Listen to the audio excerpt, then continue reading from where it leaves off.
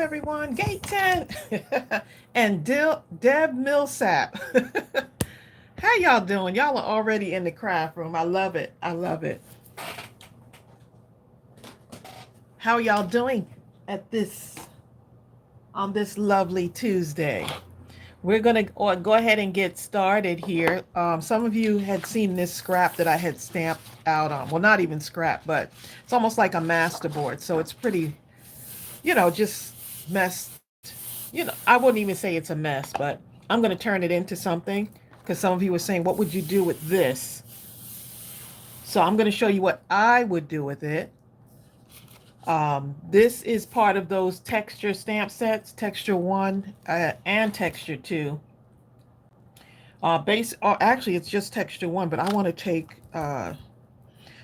texture 1 and stamp out on it. This is texture 2. So I'm going to stamp on that too I'm just going to stamp it to fill it all up and show y'all what I would do with it. But hey, welcome y'all. How y'all doing today? It's a wonderful day in the craft room today. A wonderful day in the craft room today. Thank y'all for joining us also on Sunday. We did an impromptu live. We just said, you know what, let's go live, see who's on this evening, on a Sunday evening. So thank y'all for joining us. And thank y'all for joining us for Mindless, the Journal-thon. I was going to say Scrapathon, but Journal-thon. Thank y'all so much for joining us. We appreciate it. The cards have started coming in for the campaign. Get on the Bus campaign. We got 2 huge boxes. You know who you are. We'll have to share those in another live, but y'all know who you are. So we've already started getting boxes in. We went to the post office yesterday. And so thank y'all so much for already sending stuff in. We appreciate that. So this is going to be a wonderful card campaign. Y'all have the boxes have started coming in. I'm speechless. I'm just like, you just never know how these campaigns are going to go. Francis, I don't think we got your box yet.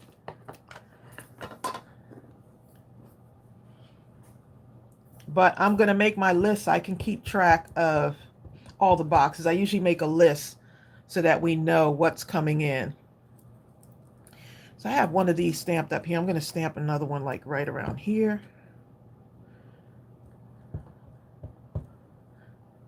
How long does it go? Hold on one moment. I'm going to get the sheet for you. Don't you worry. Don't you worry about a thing. Bill will be up here in a moment. He cooked me breakfast this morning, so he's cleaning up a little bit. Don't you worry.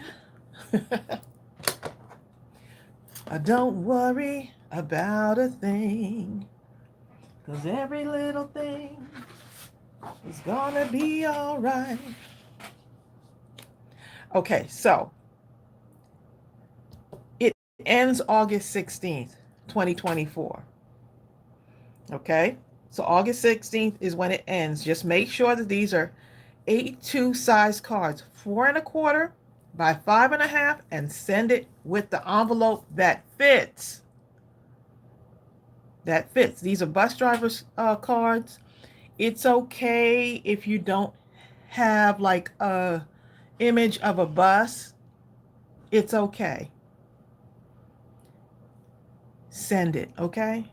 If you want to put a flower with thank you, if you want to draw a flower and write thank you, as long as it's this size and you put it in an envelope that fits. Good to go. Don't overthink it. This is where the damage happens, is when we start thinking and we actually end up having a conversation with ourselves. Have you ever done that? Have a conversation with yourself to the point where you talk yourself out of a thing. You tell yourself all the reasons why you can't do something rather than all the reasons why you can. So stop talking yourself out of a thing, okay? Just my little thing today. I know it's hard because we like to think. I'm a thinker, okay? I'm a thinker. I have a conversation with myself thinking that I can't do something. And then once I get started, because the battle is in the mind, you know? The battle is in the mind. August 16th. Oh, and don't forget, mark your calendars or even head over to the Craft Roulette YouTube channel. We've been invited back again, y'all. I say we because I know y'all are going to come and support. Support your crafty sister, right? I know you're going to come and support me. That's why I say we. We are going to be on Craft Roulette Friday, August 2nd. Mark that date at 7:10 p.m. Eastern. Mark it down, y'all. Go over there and mark it down. Okay, so make sure you got that date down.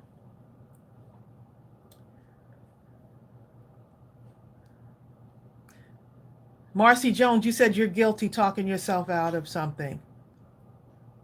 And you know what? We do it like every single day. There's a thought that comes to us and we say, oh, I can't do that. Like someone right now wants to do like a craft event, right? They want to do like a craft fair and they're talking themselves out of it. How would I arrange the stuff? Will I have enough stuff? What if they don't like my stuff? All of the things, right? I want to start a business. Oh man, I would have to get such and such. And then I'd have to go in and look up, I'd have to get an LLC, and then I'd have to do such and such. And then I'd have to, what if nothing sells? What if it does sell? What if it does sell?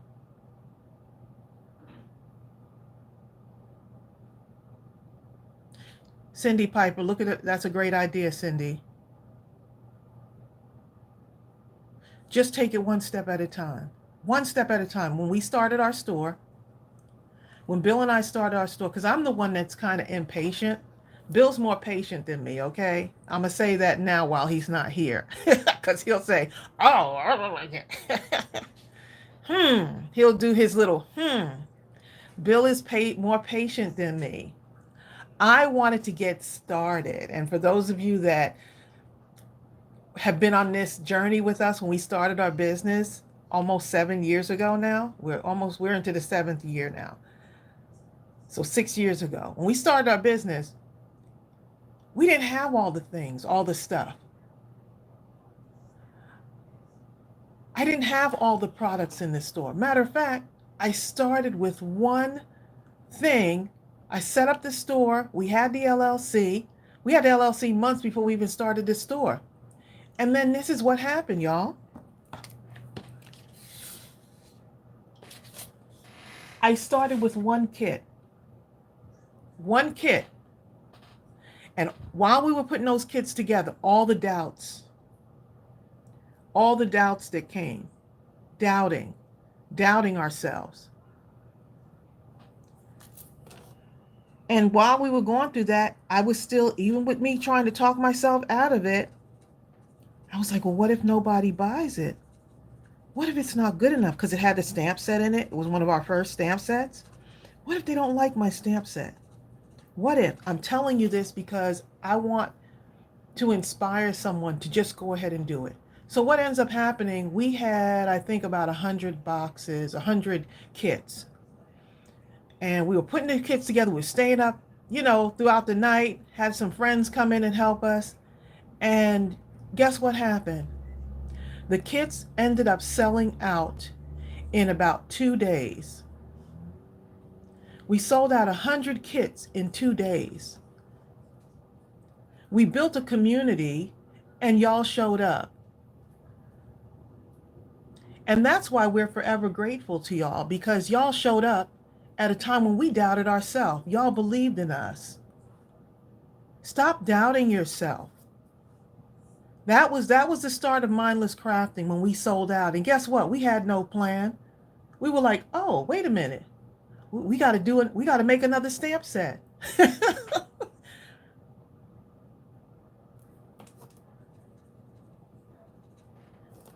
So here's the message, y'all. God's plan for us is bigger than we can ever imagine. Let me say it again for the people in the back. God's plan for us.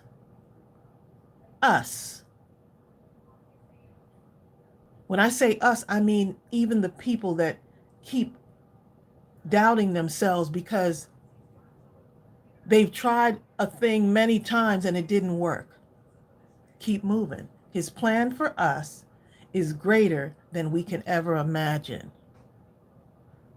I mean, for you and for me. His plan for us is greater than we can ever imagine. I just needed to say that. I don't know who needs to hear it, but I needed to say that.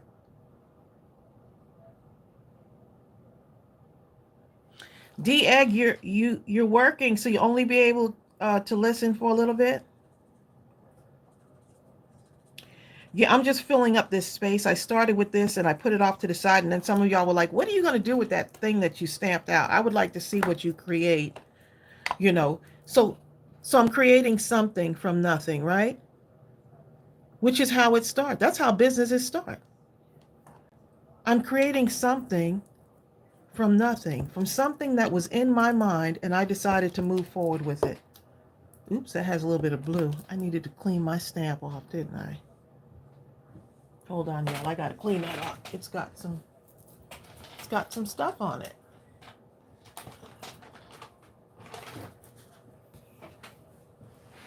We had a good time on Saturday, y'all. I had a really good time.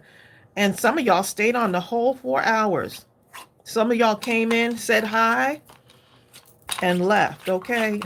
And that's okay. Y'all, everybody's like busy, so I know everybody couldn't. But 4 hours of crafting went by so fast. Who was there on Saturday? Who was there? We had so much fun. So I'm just kind of stamping to fill this up, and then I'm going to cut it down, and we're going to turn it into some type of card.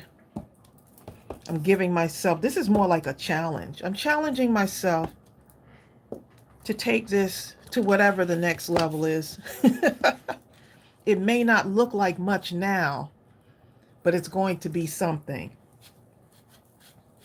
Your business may not look like much now, but it's going to be something.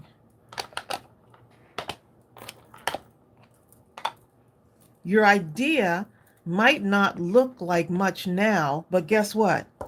It's going to be something. Inspiration in crafting, right?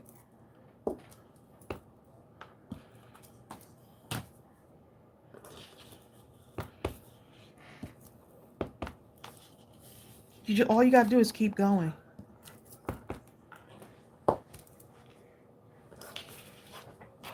But I've tried it before. Try again.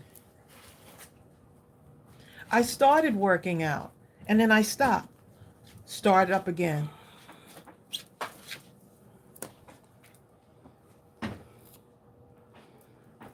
Start up again. You can do it. Let me get, I got to put a little bit more yellow in this, so I'm going to stamp out some of this in yellow. Yeah, Ryan says, I didn't know about Sunday. We didn't either. That's all right, Ann. We didn't know about it either. And y'all, I don't know, YouTube is not liking us very much right now. So, sometimes people don't get their messages. I've noticed that I don't get messages from some people that I have subscribed to. So y'all check. It seems like I'm being unsubscribed to people that I watch often. which is just kind of strange. Not sure what's going on, but a lot of people aren't receiving notifications. Like I have some people that I watch, um, and I noticed that I'm not getting notifications, like even when they go live. So it's kind of strange, right? Let's put a little bit of yellow on this. Let's see what happens. Trish, I think Ann Ryan and Vicky Johnson arrested the keys from Gaytan today. Huh? I saw Gaytan was, Gaytan. I saw Gaytan on here. she was first? I saw her. Yeah, she looked like she was. Oh, I don't know. man. I wasn't Looks really like she's checking. third. Oh, okay. Well, If she's first, she'll let me know. I can promise you that. Bertha says she missed Sunday. Gaytan says, oh no, buddy. Yeah, I saw Gaytan coming first. Yep. Okay. Francis. Sarah Johnson, what Sarah Johnson said. Putting a little yellow in here. Sarah said something. Paula Williams said she couldn't join in because Barbados was preparing to face Hurricane Beryl. Oh man, I heard about that hurricane. Has it hit yet, or I have to go back and look because I've been watching that. Did you read what Sarah has said? Huh? Johnson? Sarah Johnson, something y'all was saying earlier when I wasn't in here. She says you can never listen to that negative thought in your head. I had all those negative thoughts in my head, and I did better than I could have ever imagined on Saturday. God is so good. Yes. Sarah had her, you had your craft fair on Saturday, right? You just got to get past it. Now Sarah, was this your first one? You just got to get past that first one. You're going to have the nerves, but as you keep going, you're going to get better. I was afraid to do live streams. And now it just seems like a natural part of our lives. I was afraid to do live streams. I'm like, what if someone comes on here and says something? What if such and such? What if all the things? And guess what? Somebody had the nerve to come on there and say something. But guess what I did? I kept going. I think we've been doing live streams for about what? Maybe 5 or 6 years? 6, 7 years maybe? Oh, wow. Yeah, we've been doing lives for a minute now. Ever since YouTube finally started doing them, we've been doing them. But, we just kept going.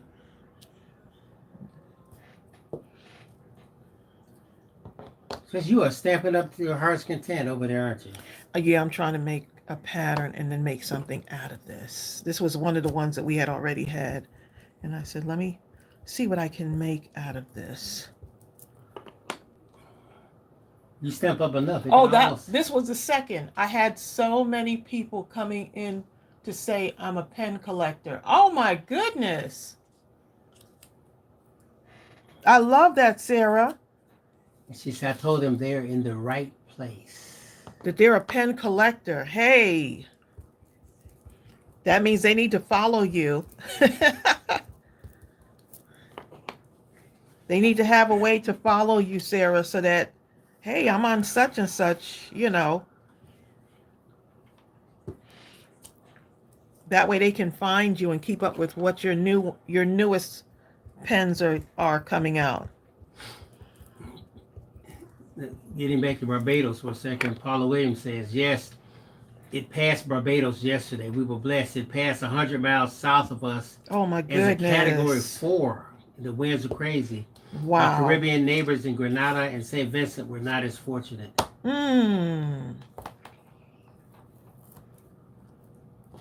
Violetta Lynch is on here. Hey. Violetta Lynch says, I'm thinking of doing a craft fair this fall. I'm looking for one in my area. Pray I'm able to. As much as you're looking for a craft fair, the craft fair is also looking for you. Yep.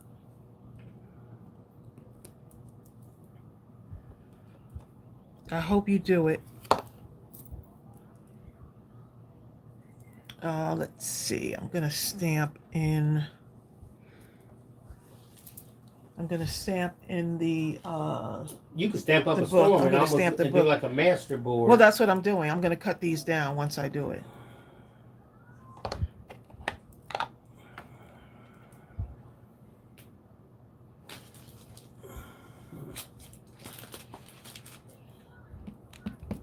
Once I do it.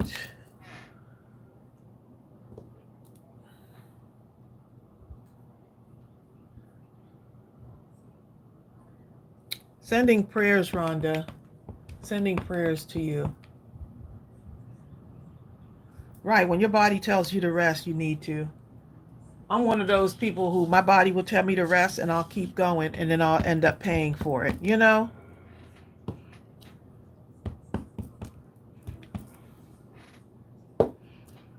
Ooh, I'm filling up every little part of this.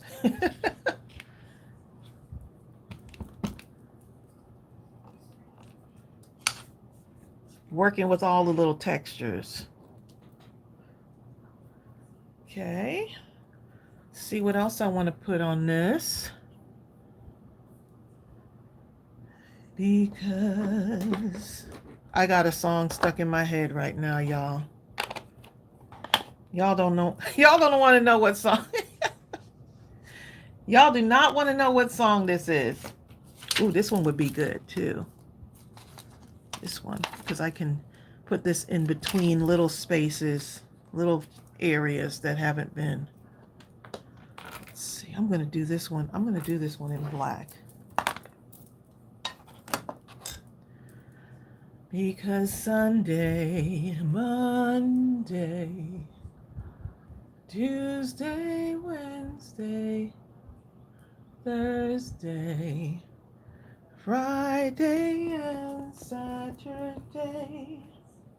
These are the days of the week. Okay. So I'm going to take this and put these in the little spaces here. I could even turn it this way. This is Rhonda Higgins is doing, Trace. Rhonda Higgins Crocheting. is working on 2 blankets and I some love hats it. for the homeless for winter. Crocheting. Oh my goodness. It's taken over my craft space lately. My mother does that. She had done hats for the homeless. That's awesome.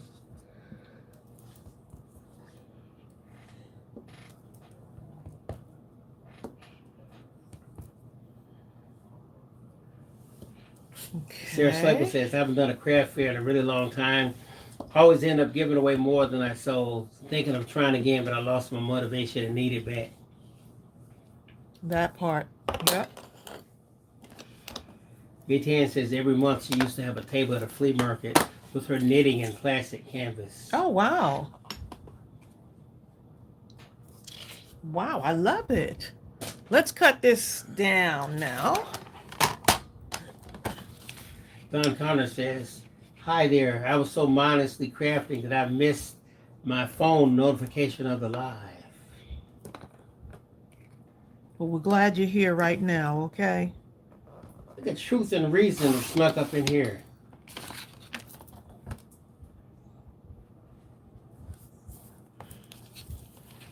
Okay, so I'm going to cut this down now. All right. Some little square pieces too, but I got this longer piece here. All right, Deb Millsaps, we're all here with you. Deb Millsaps is at the hospital getting her monthly infusion. Okay, Deb. And you decide to tune in with us. I'm so happy about that. I love it. Yep, Truth and Reason, I'm telling everybody. Ann Ryan, yes, those are the texture stamps. This is a texture stamp, and look at the art. Look how artsy this looks. And I put the link in for both. I'll just pin that to the top of the page, so y'all can Right about here. so you can eyeball it if you want to go check it out. Okay, so we got this one. Look at that. I love that when you cut it down, now you can really see it.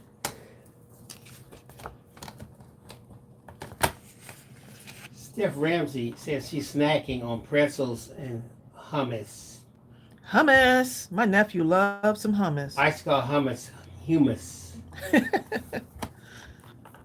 When I first saw it, I was like, what is this?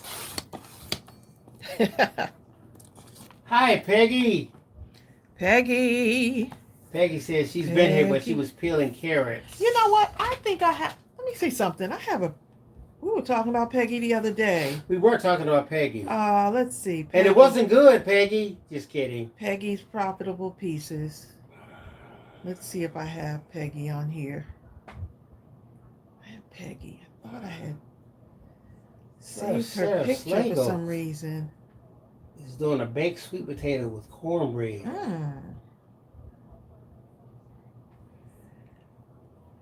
Well, I thought I had a picture of Peggy on here from when we met her.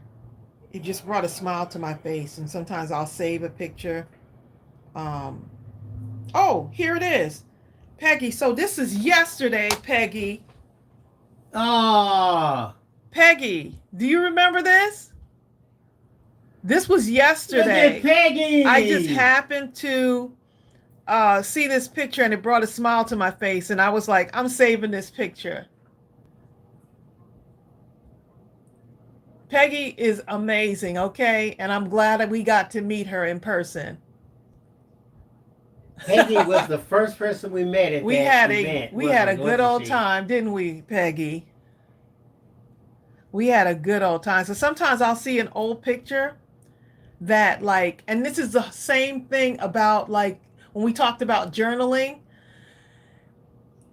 It's like a memory that sparks an emotion, and this sparks a wonderful emotion inside of me when I look at this picture. It brings me joy and happiness. And Peggy was the first person I met at MadeItCon, walking into the wrong hotel, which was the right hotel, because I got to see Peggy. And Peggy said, Tracy? Oh my goodness. This is the whole thing with journaling. You have there's certain emotions from memories, and sometimes we can't remember everything. But if you put it down on paper, now we can not only remember it, but we can share that memory with someone else. And to me, that's the beauty of journaling. Peggy said, yep, it was 2018. Oh my goodness, we had a good old time. I remember Peggy had this huge, it was like a container that she had all her different crafting supplies and stuff like that. It with wheels. That was her crafting bag. And she must have had about 1,000 finished ATCs.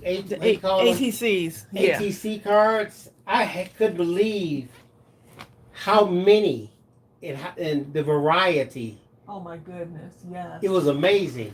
It was just spectacular. So we got to hug on Peggy a couple of times, And did Peggy drive there by herself? Peggy, did you? I think she did. Yep. You could create your own matching stationery with these if you decided to, right? So now I can take my blue. Zell Storm. Hey, Zal. Carmen's Crafty Creation says, I do creative memory. I love it for that same reason. Yes. I cannot remember everything. Peggy says, yep, I took all your classes. Oh, my goodness. That's saying something. It was that's really saying something. It really is. An awful lot of classes. There was a lot of classes. We had a good time. And what I've said this before, what's really amazing when I look at all the diversity of classes that were offered, and I look at Peggy's just glaringly obvious skill level, I was shocked that she was in all of our classes, Right. I was like, my God, this woman's skill level is like. But you know what? It's not only about the crafting. It's the crafting that brings us together, but it was the energy. Yeah. And it was the finally meeting people. The camaraderie. Right. We were just as excited to meet y'all as y'all were to meet us. It was like a spiritual event almost. Yeah. We cried happy tears and just It was so much fun.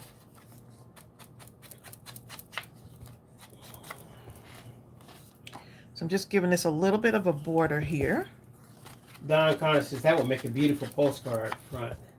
Ava Lee snuck in here. Jennifer Real says, I'm making ATC cards right now. For Oh, another wow. group I event. love it. That was actually my introduction to ATC cards. I was like, what is an ATC? I was thinking of like an ATM or something. Or were you?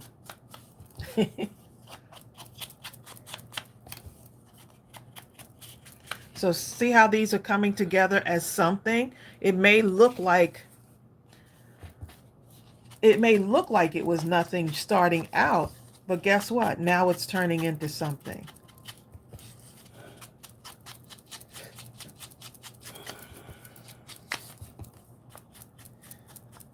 Violetta Lynch says, Tracy, I think she's saying, who are you watching lately on YouTube? Tracy's great at hers. Yeah, I like watching like motivation, changing your mindset type stuff, taking your business to the next level kind of stuff. What is his name? Golden, his last name is. Oh man, he's good. I know you're talking about. What is his first name? I'll think look of him it. up. Look him up on that thing. Let me just let them know who it is. Let me see. I have to look him up right quick like this.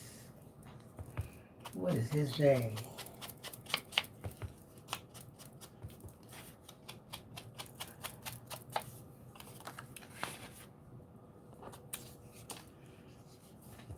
Even this, I'm going to take this and I'll probably cut that down. So I'm going to save that for. Actually, I can go around the edges of this. Right, Myron Golden. Myron Golden, yep. He's one of the ones Myron Golden is incredible. I look at. He's a motivational speaker. I also look at anything that has to do with I just got her book. And Ryan says, I love when you brush the black on it. It gives it a whole different look. Yeah, I'm stressing the edges. Right here, right here. Oh, Trisha Bailey. I've been looking up a lot of stuff. Her motivational talks. Trisha Bailey. She's one of the other people that I follow. I just look at a lot of her talks. I like motivational talks, speeches. I like TED Talks. Sometimes when I'm putting orders together, I'll listen to some of those people. Mind Valley. Trisha Bailey, for those of you who don't know, she built a medical equipment empire. And so she is Jamaica's first billionaire. She's from Jamaica, and her book, I ordered her book and it just came yesterday. So I was so excited. So it talks about her journey and this is not into becoming a billionaire. I love people's comeback stories. So her beginnings were tough and challenging, and now she's a billionaire. So that's the kind of stuff I you would think that I'd be watching a lot of craft videos. Bonnie Glover can hear that. She says, which dog is digging up the carpet to China? Goobs. Right. That's Gooby. Cinnamon. Yeah, that's him. That's his favorite thing almost. I'm glad he's digging because he had a rough night last night. Carmina says, I really like how your background paper came out. It's coming out beautiful. So I just want to show y'all, you can, everything, sometimes things fall apart in life, but that is truly the time when things are actually coming together. Somebody needed to hear that just when you think things are falling apart, it's actually coming together. You just have to trust and believe. I know this door closed for you and you're upset about it, but guess what? Something bigger and greater is coming.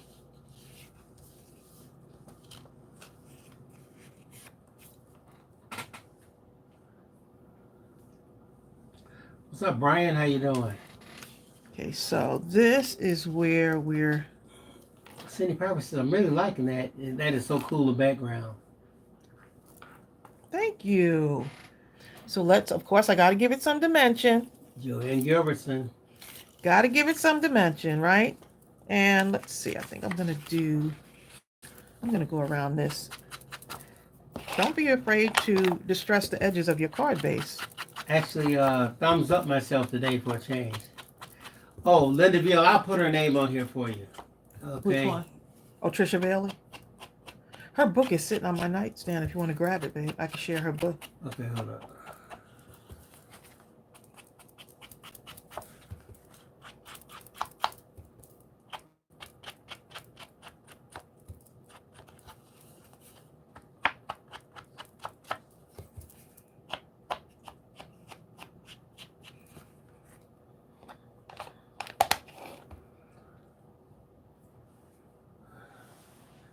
Tracy, the lady from Jamaica, what's her name? Already Oh, put it. okay.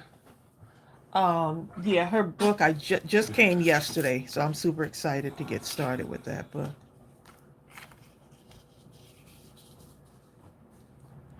Because sometimes the person that motivates needs a little motivation too.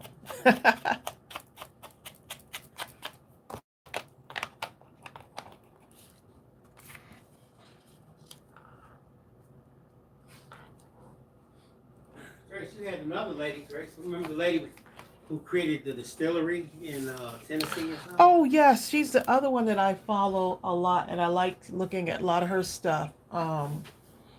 She created the Uncle Nearest in Tennessee, which is one of the things I want to do is go and visit her distillery. I got so many different things that I want to do.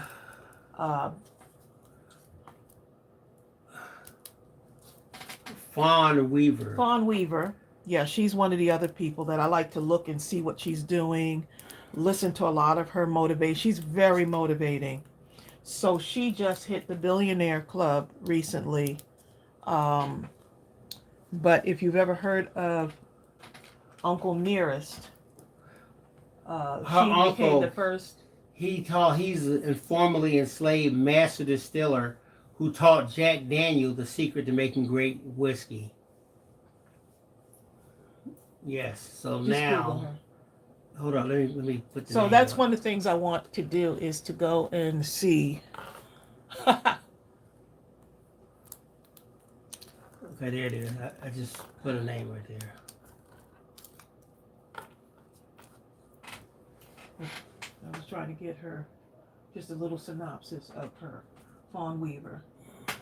Yeah, Fawn Weaver. I follow her on Instagram too. So if you see a lot of the people I follow, it's people who motivate me. So young. She motivates me, and she's another one that just hit the Billionaire Club. Well, the Wikipedia. Sometimes it's not accurate. And she just wrote her book too, so.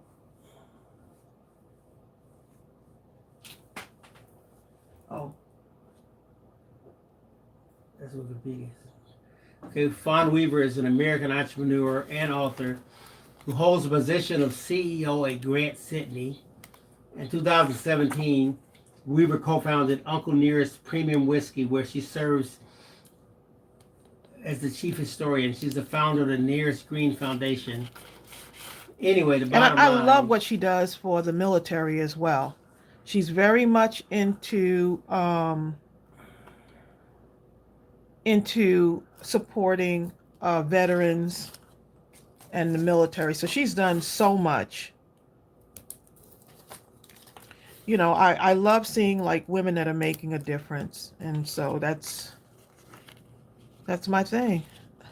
You know, so I'm glad y'all asked.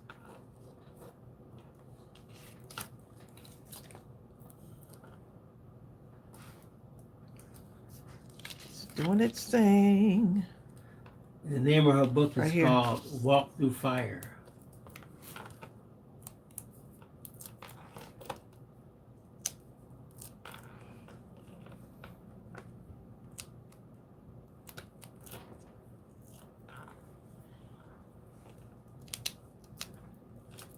So Yeah, Barbara so Lang. her distillery is in Tennessee. Yep, sure is. What's So up, that's one of the Carolyn? things I want to do. I tell Go you there, what, spend a weekend. when I saw pictures of the distillery, that thing looked so huge. It's amazing what she's done. So vast. Absolutely amazing. So this card can be for just about anything, right? It could be for just about anything you want. So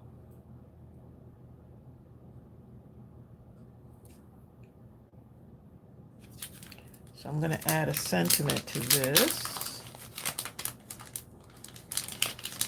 'Cause these are the... Why am I singing These Are the Days of the Week, Bill? Because ever since you started talking about it last week or These are so. the days of the week. Oh, here's the book by TRISHA Bailey, Unbroken. And she used to be a track star also. So it's the back cover. It's this triumphant story of a woman's journey. So here's what it's called, Unbroken. Because a lot of times we think that we're broken and we're not. You know, we may have had some rough patches in life, but that only makes you stronger. Whatever God's plan is for you, He's sharpening you up. He's still guiding your steps if you allow Him to. And He's built us to win. Period. We're built to win. First billionaire, okay? TRISHA Bailey, first Jamaican billionaire.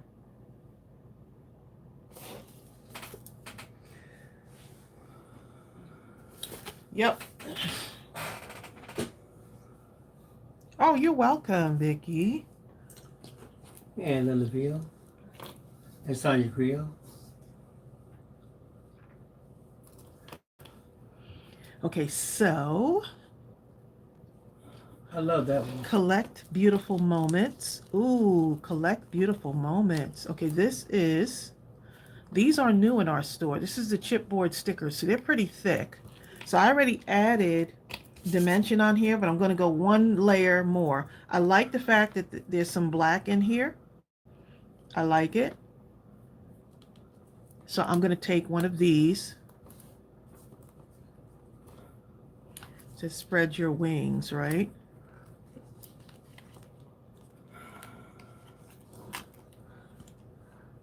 So this is pretty thick. See how that looks? That's pretty thick on there. So it's chipboard. So I'm going to just put a little bit of glue on there anyway. And see, that really ties in that black. Is that a Mindless Crafting product? It's in the store. I just put the link for it, Brian. So you can click on it and eyeball it. So I could either put this here. I could put it up here. I like here. I could also put it right here, though. Then the bill says, "Oh wow, new stickers." Then you know what? I love stickers that have like sayings and stuff on them like this. Yes. And we just put these in the store this morning. Actually, I think they went in yesterday evening, and Bill sent out a message with some of the newer stuff in the store. But look, this morning. Look how cute that turned out, right? And now, one moment.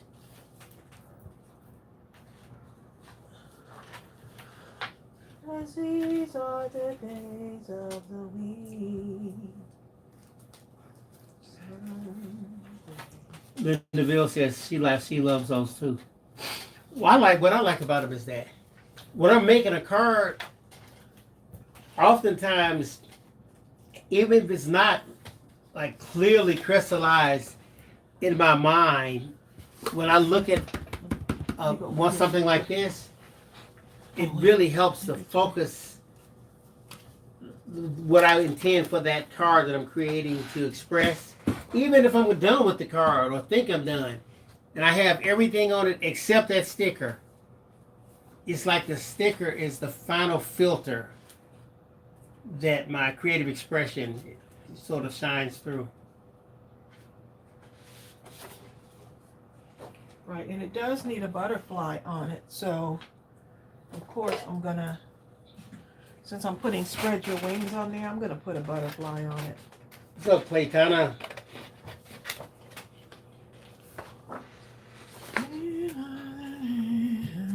Thanks, Deborah Couture. Deborah Couture is a technician in the group right now, helping people. Oh, she's doing something right now? Oh, at work? Well, what's happening, Vicki Jensen says, I have to keep popping out my chat so that I get the chat line on the bottom where I put my comments. Oh. And Deborah Couture is telling her that if you click on the default view, it will fix that. Okay, so let's see what I want to see if these words will work on here. I'm going to stamp.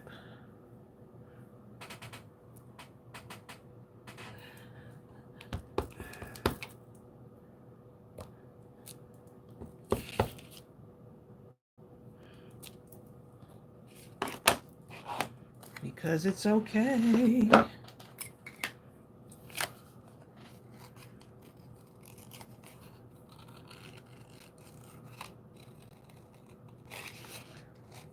This is actually the Spread Your Wings stamp set, so this goes perfect. This goes perfect with this. Hey, Vicki Jensen, if you hover your mouse or pointer down onto the screen, if you're on your computer, you'll see like several little boxes. One will say full screen, the other say theater mode, and the other says mini player. That'll be the one, I believe. You see, because I think it's automatically on mini player. I cut off the. Because you can put on mini player or theater mode. No, wait, hold up, wait a minute. Hold up, what's that here? Hold up, wait a minute. Yes, okay, I see. Here. It now it's the default view. I see. You're right. Deborah Couture. Once you click on it, it does become default view.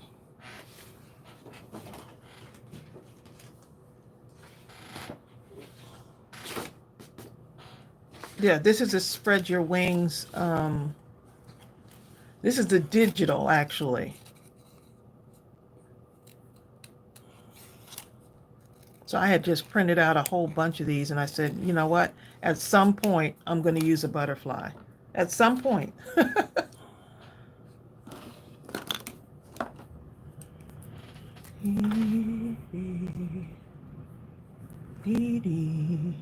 I'll put that in there right quick.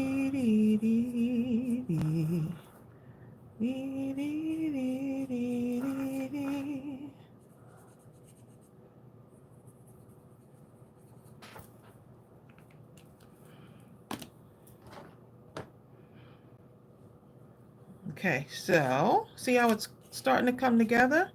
Now, if you want this to stand out, I don't want that white edge on there. And that's just me. Okay, I just put the link for the Spread Your Wings digital stamp.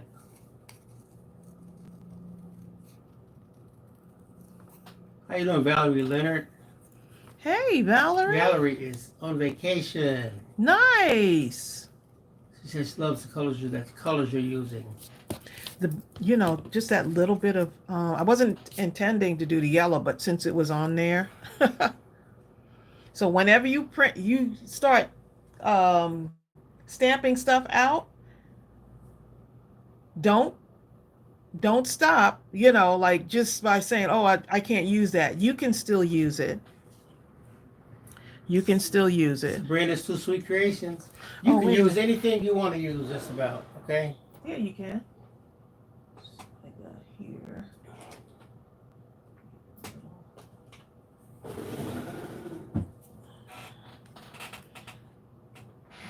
One moment. I always say, if you look out the window, you have to be in a state of acceptance for whatever it is you see.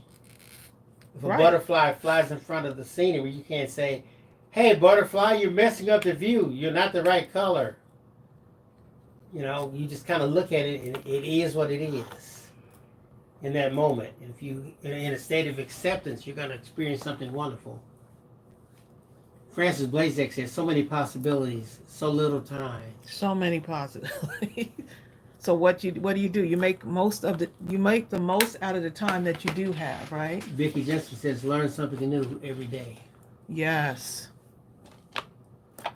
Oh, Deborah Control. That seems to be the way of most of us, huh? So Deborah says, if I can't figure it out, I just start hitting buttons and hope it doesn't blow up. Deborah, I think some people think if I push the wrong button, my laptop or computer is gonna just explode. Okay, my glue. Oh, I left the pin out. No wonder. Left the pin out my glue.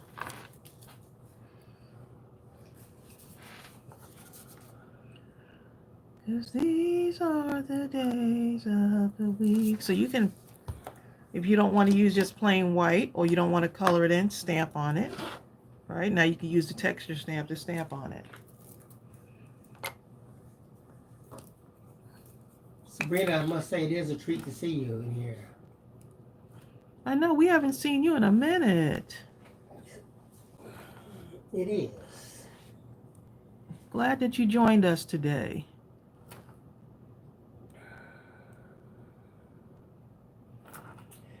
Hold on. Guess where Vicky Jensen's going tonight, Trace? Where? To a rodeo. Oh my goodness.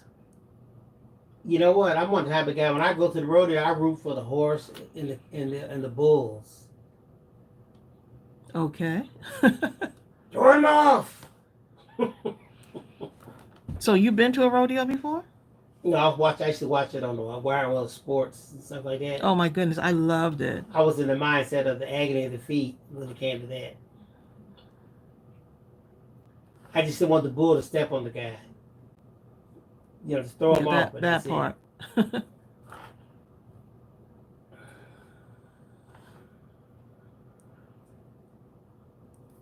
Okay, so you see how look how cute that looks. Just adding those few gems to it. Look how cute.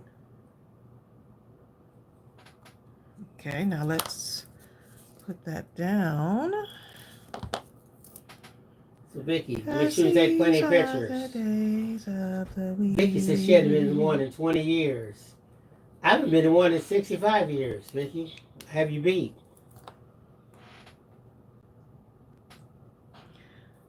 So now, You do one thing. there's a little space right there. I'm going to take that little space. When I was a kid, my father, we used to go to these, I don't know what you call it, like the racetrack. It was a smaller track where they had like the drag races. And he used to love to watch the drag races. The funny cars and stuff. We used to go that all the time. See, a memory, right? Yeah, you made me think about that.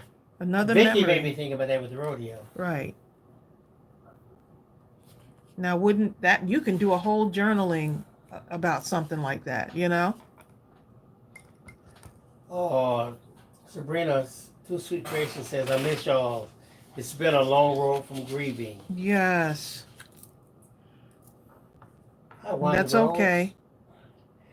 And it's amazing how when she talked about the rodeo, I didn't think about the rodeo. I thought about the funny cars. Sparks a memory. Isn't it interesting how that works? Actually, when she said I hadn't done it in 20 years is what put me in that vein. Just making a little edge around here, y'all. So I didn't want that to be just an open space. So I'm just putting a little bit of a edge right around that. So Ann Ryan says I'm watching the fireworks in the Boston Pops on Thursday. Oh, wow. So what's everyone doing on the 4th of July? Any special plans? Are you staying at home or you have something special going on? Tracy, that car looks really good. Thank you. In a little corner right here.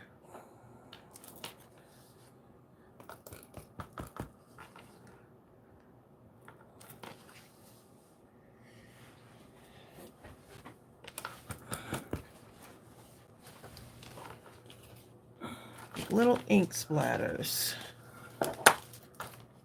so I'm going to take this now. I need to, you see how it has a little bit of white around it? So I'm just going to take this and just go right around the edge here. Let's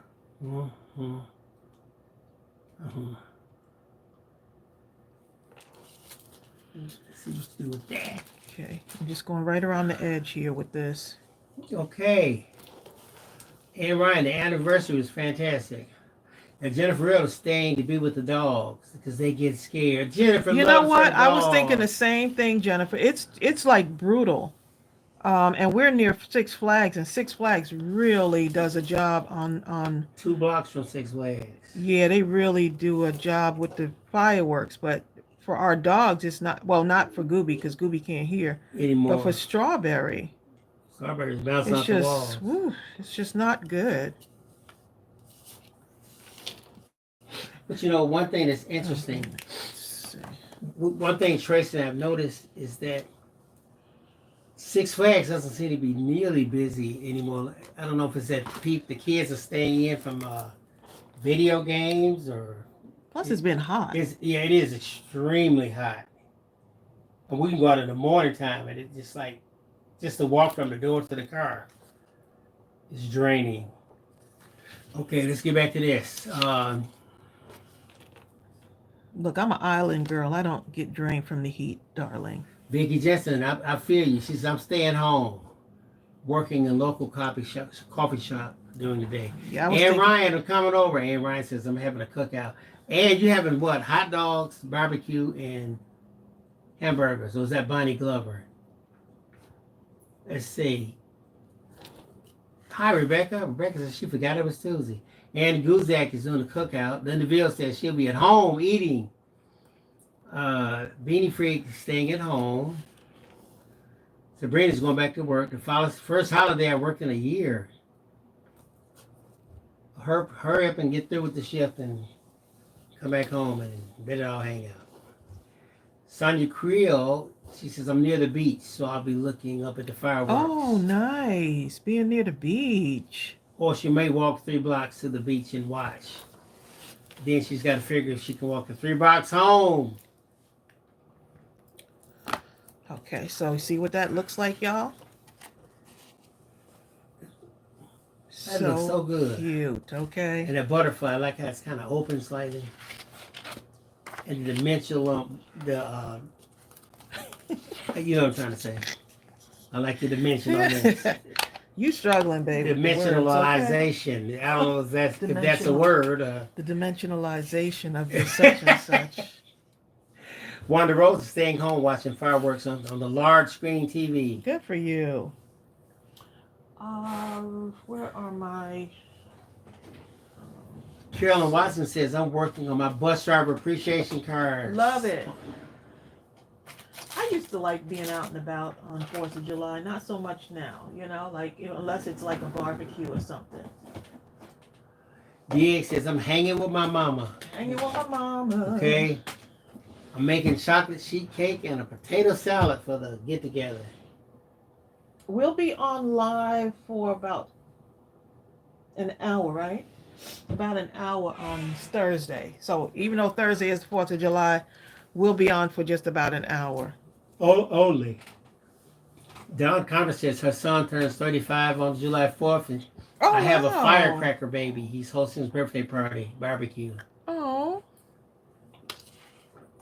Rebecca Basra, she's 4th of July party. Get the card base out of here. Let's see.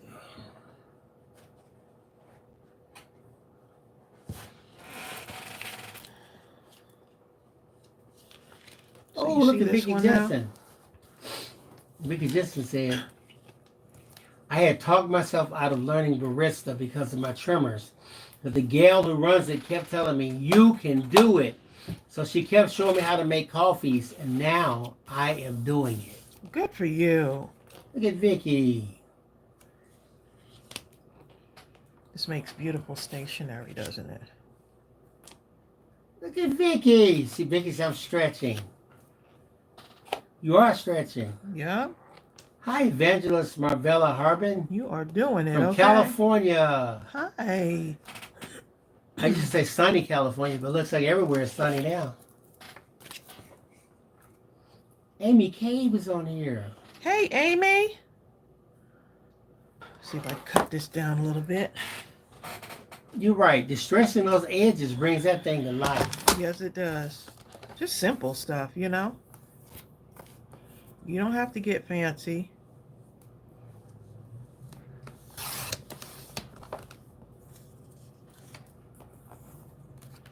Let's see. 'Cause Sunday, Monday, Tuesday, Wednesday, Thursday, Friday, and Saturday. You know the rest. These are the days of the week. I'm not sure why I'm singing that, but oh well. See you later, Don Connor. See you, Dawn. She's taking mom and her dog to the vet. Happy birthday, Andrea White. Oh, And just remember, Happy you're not getting older. birthday. You're getting older. But you know what? You're getting better, too. exactly. Happy birthday to you.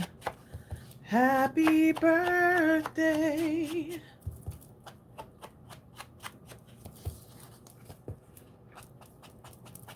A lot of July babies up in here, huh?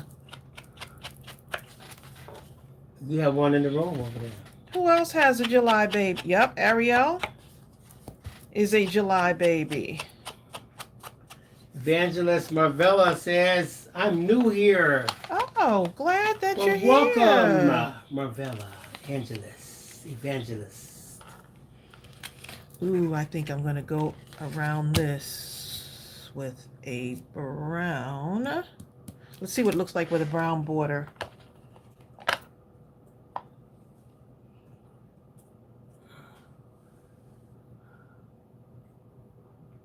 Okay, let's go around this with a brownish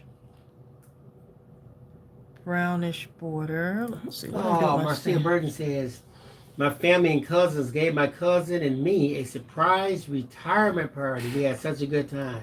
Oh, wow. Happy belated anniversary.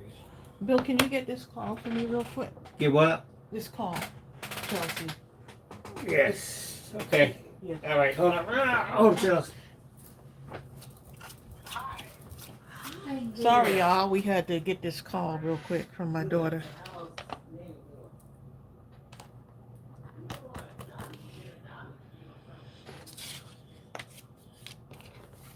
Yep. Oh, look at all y'all giving the birthday wishes. So sweet. Because who said you can't make a border? Who said you can't make a border? Look at that already. Dee, dee, dee, dee, dee, dee, dee. Dee, dee, dee, dee. Y'all, this vintage ink, y'all, is amazing. It's one of my favorites. I know y'all have seen me use this a lot, but it's one of my favorites. So if you do not have this in your collection, head over to Mindless Crafting and get your vintage photo distress ink.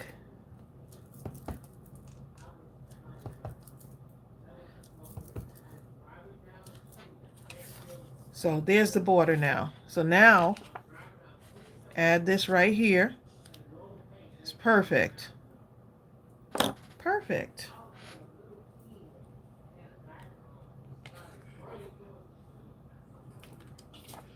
Now I want that to be a little bit deeper so there's a little bit more of a separation. So I'm going to go over that again in another color.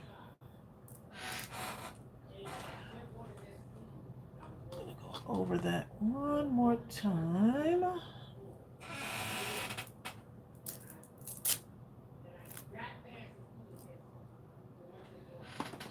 I'm going to use the black. I'm going to go over, I want it to be a little bit more defined, like the separation in between here. Bill had to go out and take a call real quick. Oh, put that on the wrong way, y'all. What am I doing? Okay. So I'm going to use I'm using our ink, the intense black, because I want that to be a very deep color.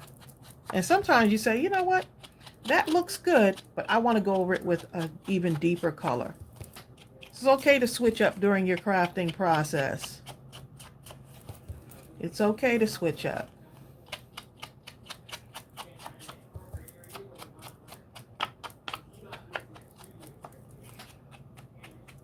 So now that'll create a bit more of a separation in between that. All right? And I may as well go ahead and put some, trying to do, let's see. Yeah, let's go ahead and put some dimension on that too.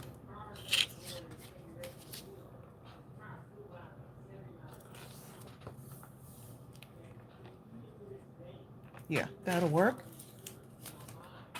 See what y'all are saying. Let's see.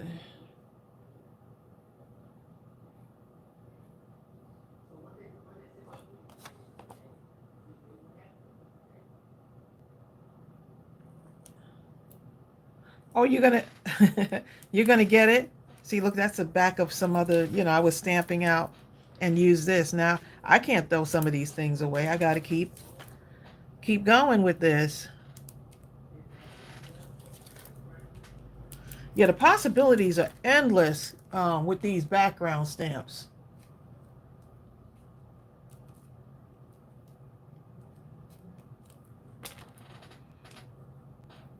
I mean, you could do matching tags. This can be, if you want this to be a birthday, you can do a birthday stamp. It could be a birthday card. It could be whatever occasion card you want, really.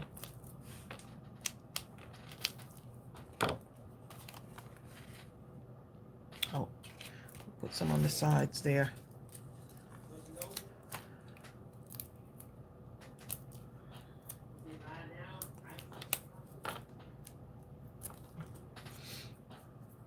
Oh, thank you, Jennifer.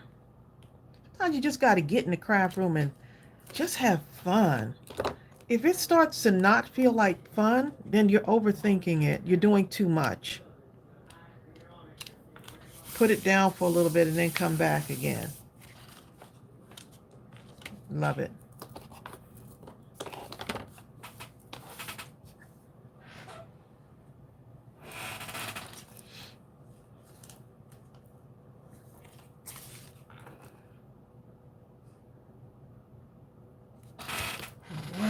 I need to find something real quick. Let's see.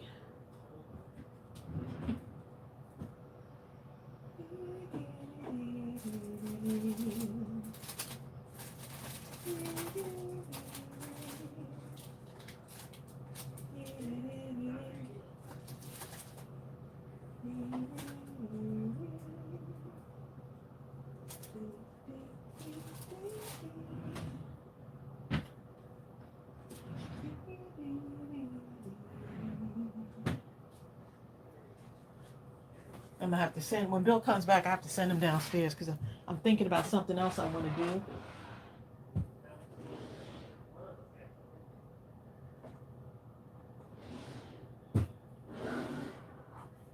Let's see. Okay, so let's see what we want to do with this. Okay, get the sentiment and add it on. So I'm go with a lighter sentiment here, the gray.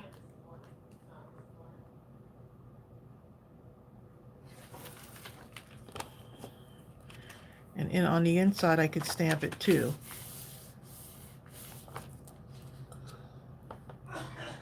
Wanda Rose, that vintage photo is like, I love that vintage photo.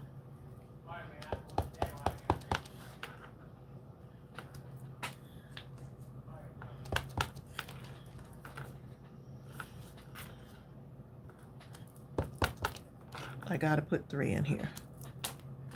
All right. And the nice thing is that you don't have to get a perfect stamp. It's okay if it doesn't stamp perfectly.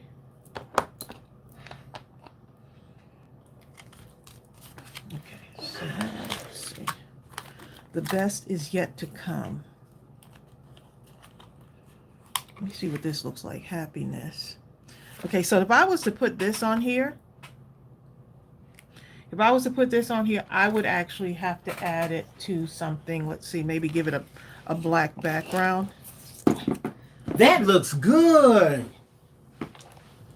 I love this. I need you to get me something from downstairs, Bill, because I need to add some drops to this. What am I getting? You're going to get the, let's see.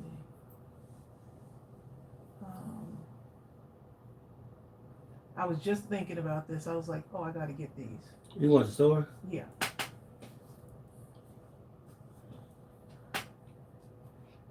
Is it recent drops?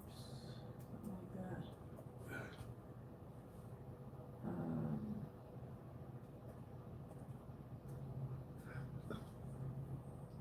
that. No, it's not those. I could use those. But does it have a name? Yeah, I can't think of the name right now. Is it new? No. We've had it in the store. But I got to put those on. I'll go down and get them.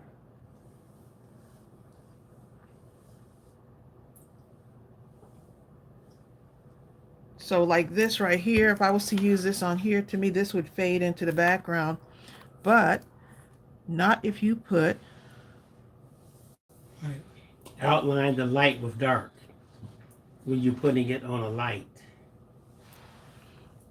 Well, I just got real messy with that, didn't I? Yep, that's all right. It's going to be wonderful. Dries clear. There's always a workaround somehow on these things. Always a way around it, right?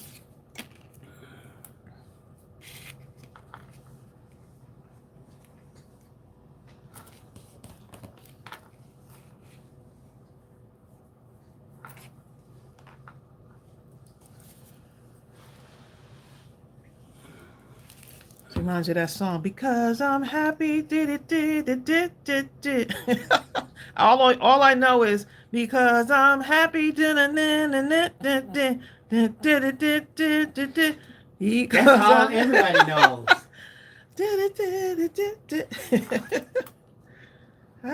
Deborah, sure, I have to move the couch, and after that, after you get done moving it, lay on it. Okay. Be careful.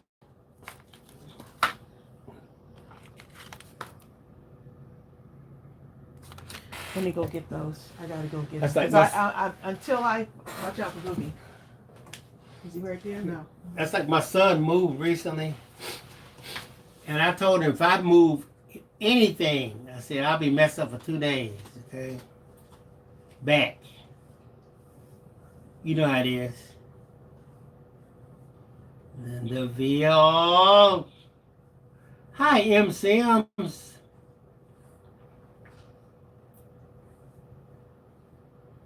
Exactly, Vicky Jensen. Move to the couch, not the couch. Oh, she says I have to move to the couch. I got you. I thought you said you're going to move the couch. Thank you, Deborah. That's what happened when you read words.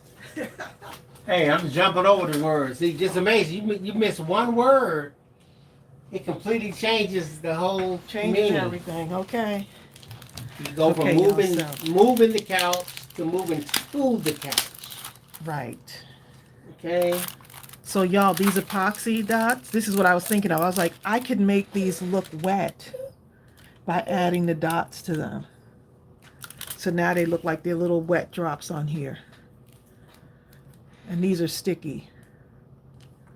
Oop. Right there. So these are, we had these in a smaller package. These are like the 50. There's 50 of these now. They're 1-inch size dots. So if you was to use this with your what do you call it? Your circle punch. It's a 1-inch dot. Let's see.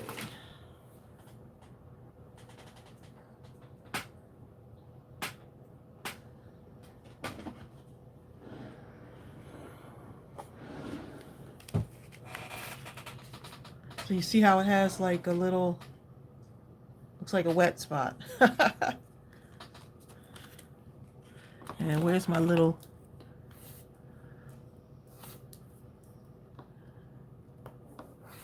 couple of these here.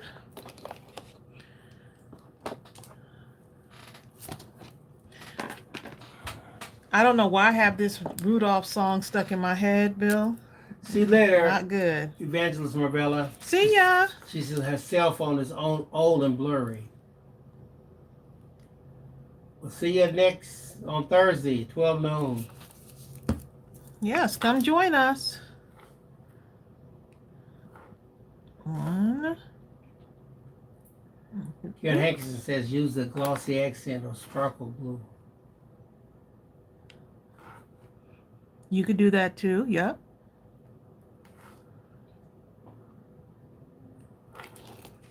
Look at that.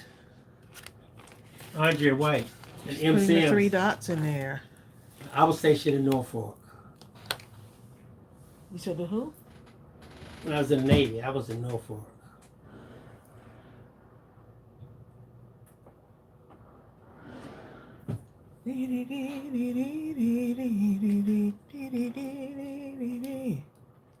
Because I'm happy. I'm going to put 2 little ones Thank there. you, Donna Satterley. 2 little dots right there. You can spend so much time doing all the things to these, okay? Hey, Andrea, at the end of my 4-year enlistment, they were trying to get me to re-enlist. And I told them I didn't really like Norfolk and stuff like that. They were like, well, Bill, the real Navy, and they started talking about the California coast and all these, like the Eastern cruises and stuff. I said, look, y'all should have sent me to that the first time through, okay, on the first 4 years. Because now I have Norfolk in my system, and I'm ready to go now. They were like, what are you going to do when you get out? I said, let me tell you something. If I have to go out here and stomp grapes, I'm not re-enlisting. Not after this.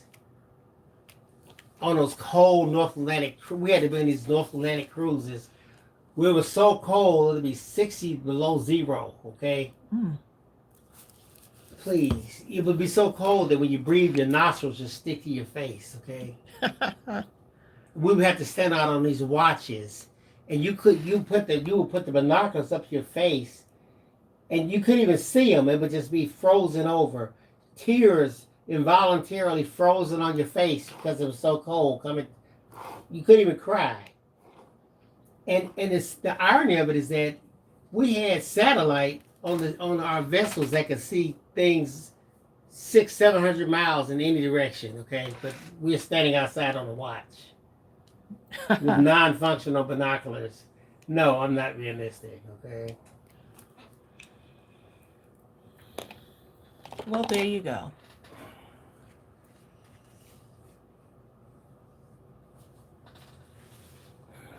Okay. DX is maybe it's the fairy dots that sold out. Let me go look and see. I shall look and see. I don't think so. It looks like they have them. I'll put the link for that too, just in case. Oh, the fairy dots would be nice too. Let's see. The fairy dots would be really nice. Okay, so I could put one of these on here as well.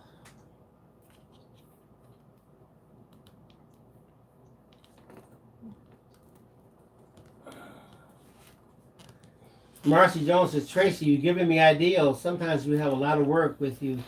You get frustrated. This is not that way. Sometimes it's so good to slow things down. Slow things down Stop a the little bit. mind from racing. Yep, and just go with it. Like wherever it, wherever it's starting to take you, just go with it. we try to solve the problem ourselves, and a lot of times the solution will come, but we just have to be still. Same with crafting. Be still. Where you rushing to? Where you going?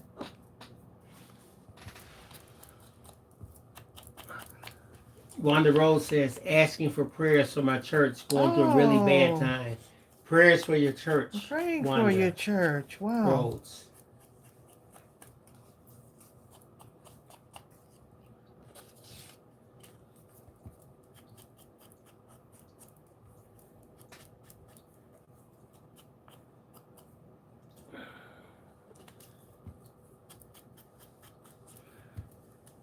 Karen Hanson, I just put the link to those fairy drops so you can eyeball those. Right, so we have fairy drops, so we also, I don't have even have a thing to show them what the fairy drops look like.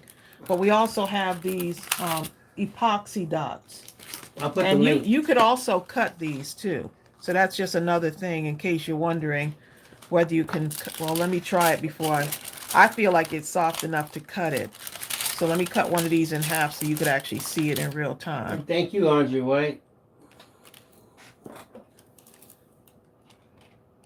And Ryan says you gave her so many ideas for journals. Awesome. I'm glad you like that. Serafina Casey says I'm See making this? key charms.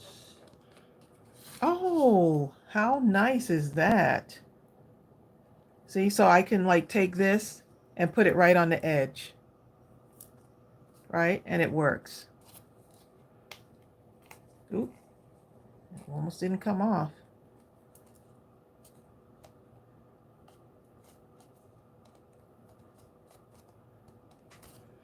Right, so now you got that going on. Jill Pounds. So we took scraps, right? And we just decided, you know what? We're going to do something with these pieces that are just laying out there all together, all separate. These little and pieces, now they're coming together. Little pieces feeling useless.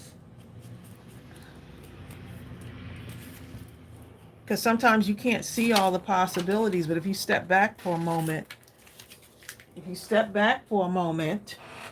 you start to see the possibilities. Jill Pound says she's babysitting her granddaughter Lauren today. Oh, James is with his mom. Lauren! Little Lauren.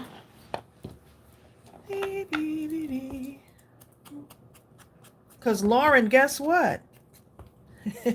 You are number one. I knew you were going to say that.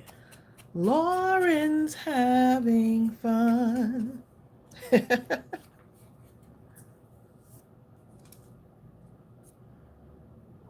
Okay, this one right here.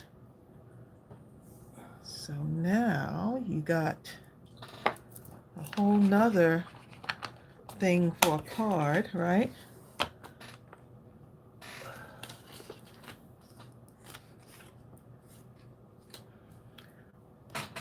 Lauren, little Lauren is she napping right now? How sweet.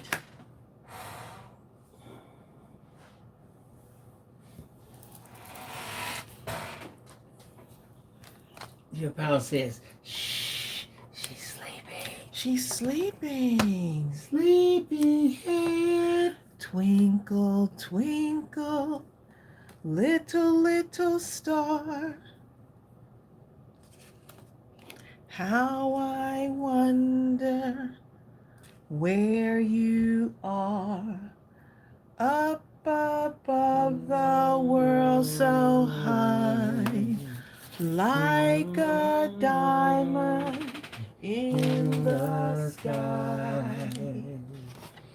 Twinkle, twinkle, little star, how I wonder where you are.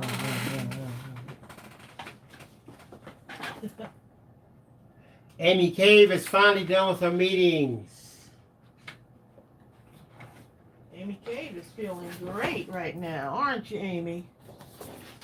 Jill says we're trying to get her to take a bottle, and it was an interesting 2 hours. Take this bottle now. Look like I'm smiling.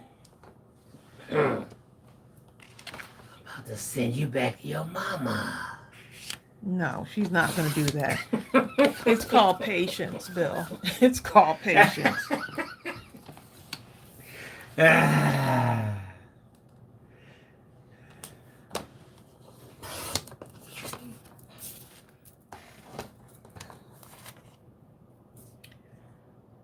Oh, wait a minute. Let's see. This way. And like that. And like that. Let's see if these will fit on here. Uh-oh, Vicky. Something like that. Vicky's about to get on my right shoulder, Trace. The angel on my right. Vicky said, that sounds sinister. Yes, you do. I mean, it's like...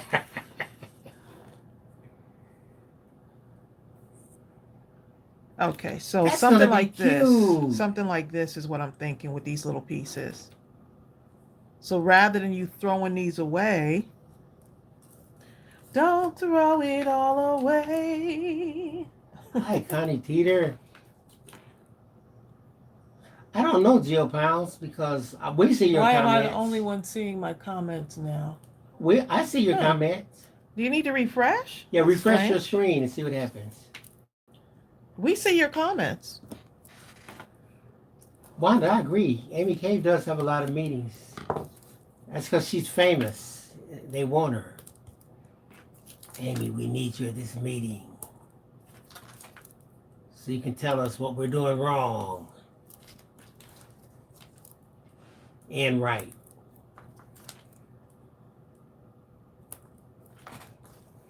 Okay, so this is going to be super cool. I'm really excited about this card right now.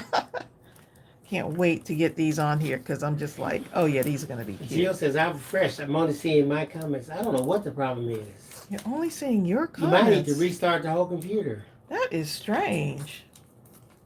You can't see anyone else's comments. We see all of them.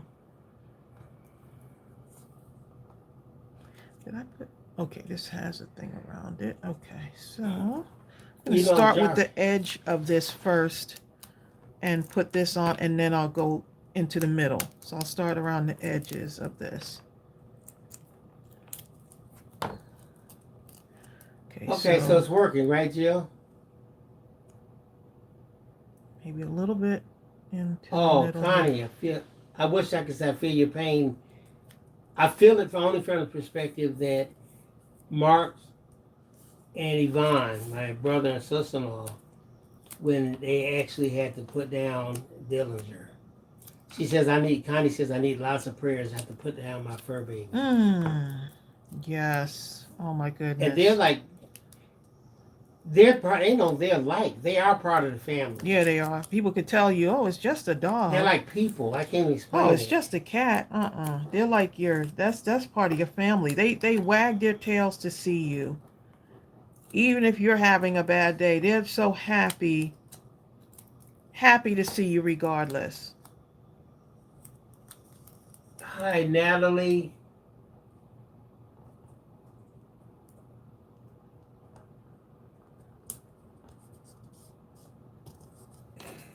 Nellie, Tracy said, hey family, it's been a long, hard time since I've been here, but I really needed a virtual hug and remembered it was Tuesday. I missed you all. So I just sent her a cyber hug. We're glad you're here. I'm glad that y'all want to join us. Like if you're feeling down, it's not like you isolate yourself from us, but you say, you know what, I like how I feel when I'm with y'all. You know, because you don't have to go through it by yourself. You can tune in with us. You know, I like the way I feel when I'm with y'all.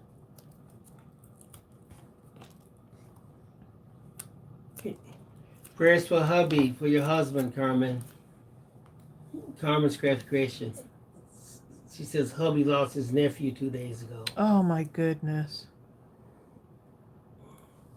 Yeah, everybody's got stuff happening and going on, and we just show up sometimes, just like Sunday. I know some of you were saying that you were feeling a little bit down, and Sunday, going live on Sunday made y'all feel better. So this, I love the fact that this is like this. So now you say, oh, where can I, and this is a way of using up your scraps, stamp them up with some of these. Um, you can get a whole bunch of your little white scraps, right? Let me show you what I got. I got some white scraps here, right? So say like all of these. Look at all of these little white scraps. You could take these and lay them out on some paper, right? Put a paper underneath it, and then you just go to town stamping. So if you got stuff like this, just start stamping them with the texture stamp. Stamp them all up and see what you get, and then cut them even smaller if you need to, and see what you get. No scrap is safe, okay? No scrap. No scrap is safe with a crafter, okay? Oh, Julie Jones says exactly. I like how I feel when I'm with all of you. Oh. 'Cause it's for real what I feel when I'm with you. I don't know if y'all remember that song. Stood the test of time right there. It's for real. Don't ask me any of the other words. When I'm with you. I feel when I'm with you. Dee, dee, dee, dee. Okay, so you want to fill up some more space here.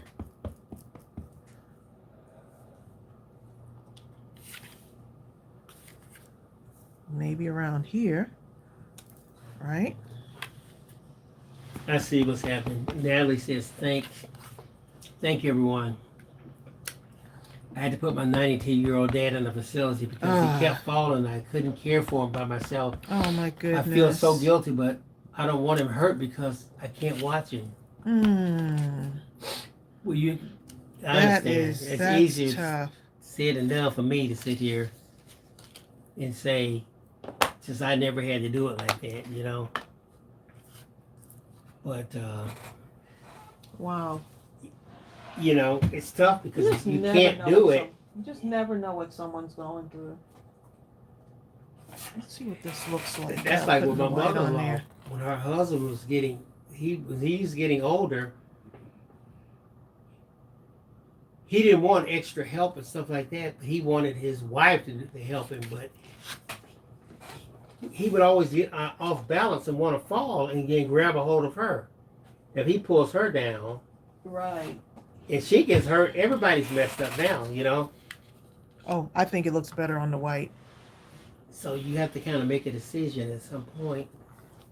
But it's tough. Some prayers for you, Natalie. Better. Yes, praying for you. That's a tough decision. I can only imagine mentally what you're going through, but Natalie, you did the right thing, Yep.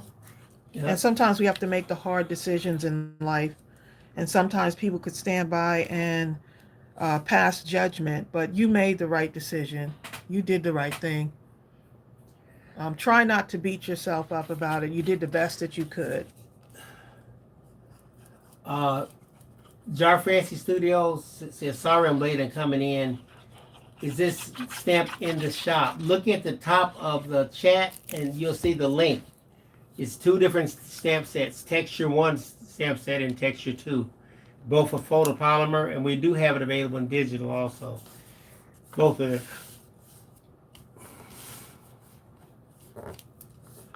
Look how artsy that looks. Look at that, y'all.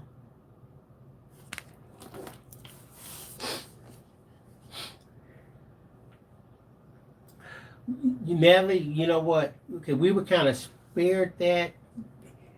What we had to do, my brother and I, okay, my father was so independent, he didn't want to, he just didn't want to relinquish. He had his house, and he was perfectly happy there. And finally, what happened, my father was an excellent driver, but he ended up getting 3 car accidents and back to back to back, right? And we actually had to take his car keys from him because he wouldn't obey it to not drive. And could you imagine not only him getting into the accident and killing somebody? Right, and getting an accident, not only injuring himself, but yeah. And then we got him one of those life alert things and said, please push this. And what happened was one of the final straws was he had this shed in the back, right? That because he was constantly out in the yard doing something. And no one could find him for about 5 hours. And finally, when they went to check on him, they thought to go in the back. And he had fallen in the shed in the back, was stuck in between a bunch of tools and stuff. He was in there for a while too, for right? 5 hours. Yeah. And then, being as ornery as he was, he refused to wear the life alert, so he couldn't even call nobody to come and get him. And before we could arrange to put him in a home, he ended up getting, it just all of a sudden hit, and he went straight to the hospice, and the rest was history.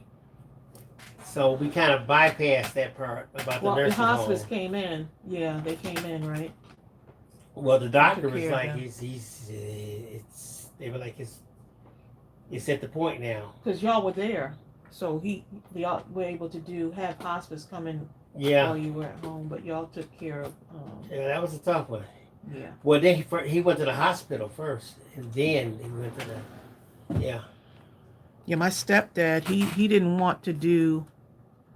He didn't want anyone to come in because they had to send a nurse in because he had to go on oxygen and stuff.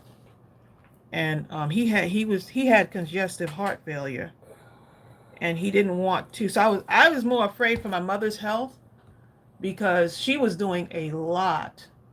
And I remember going over there, and for some reason my mother, something was off about her. So I had left work, went to my mother's house. And I was like, I had to go pick up, she was like, I need my medication. So I went to go pick up some medication for her. She came with me, and I noticed that her walking was off. That something just wasn't right. And because my mother's very alert. And come to find out, we took her to the doctor, come to find out she had a stroke. So while she was taking care of my stepfather, she had a stroke. And my mother would have kept going. So the stroke actually took out her, that's how she lost sight in one of her eyes. She's completely blind in one eye. So, but I was fortunate enough to be able to say, Mom, there's something's not right about you. Just happened to be leaving work and said, let me stop by my mother's house. She just didn't seem right. And yeah, that was like years ago. But my stepfather, he wanted her to take care of him and do all the things. Drive to wherever, drive him to his appointments. But she could no longer do it,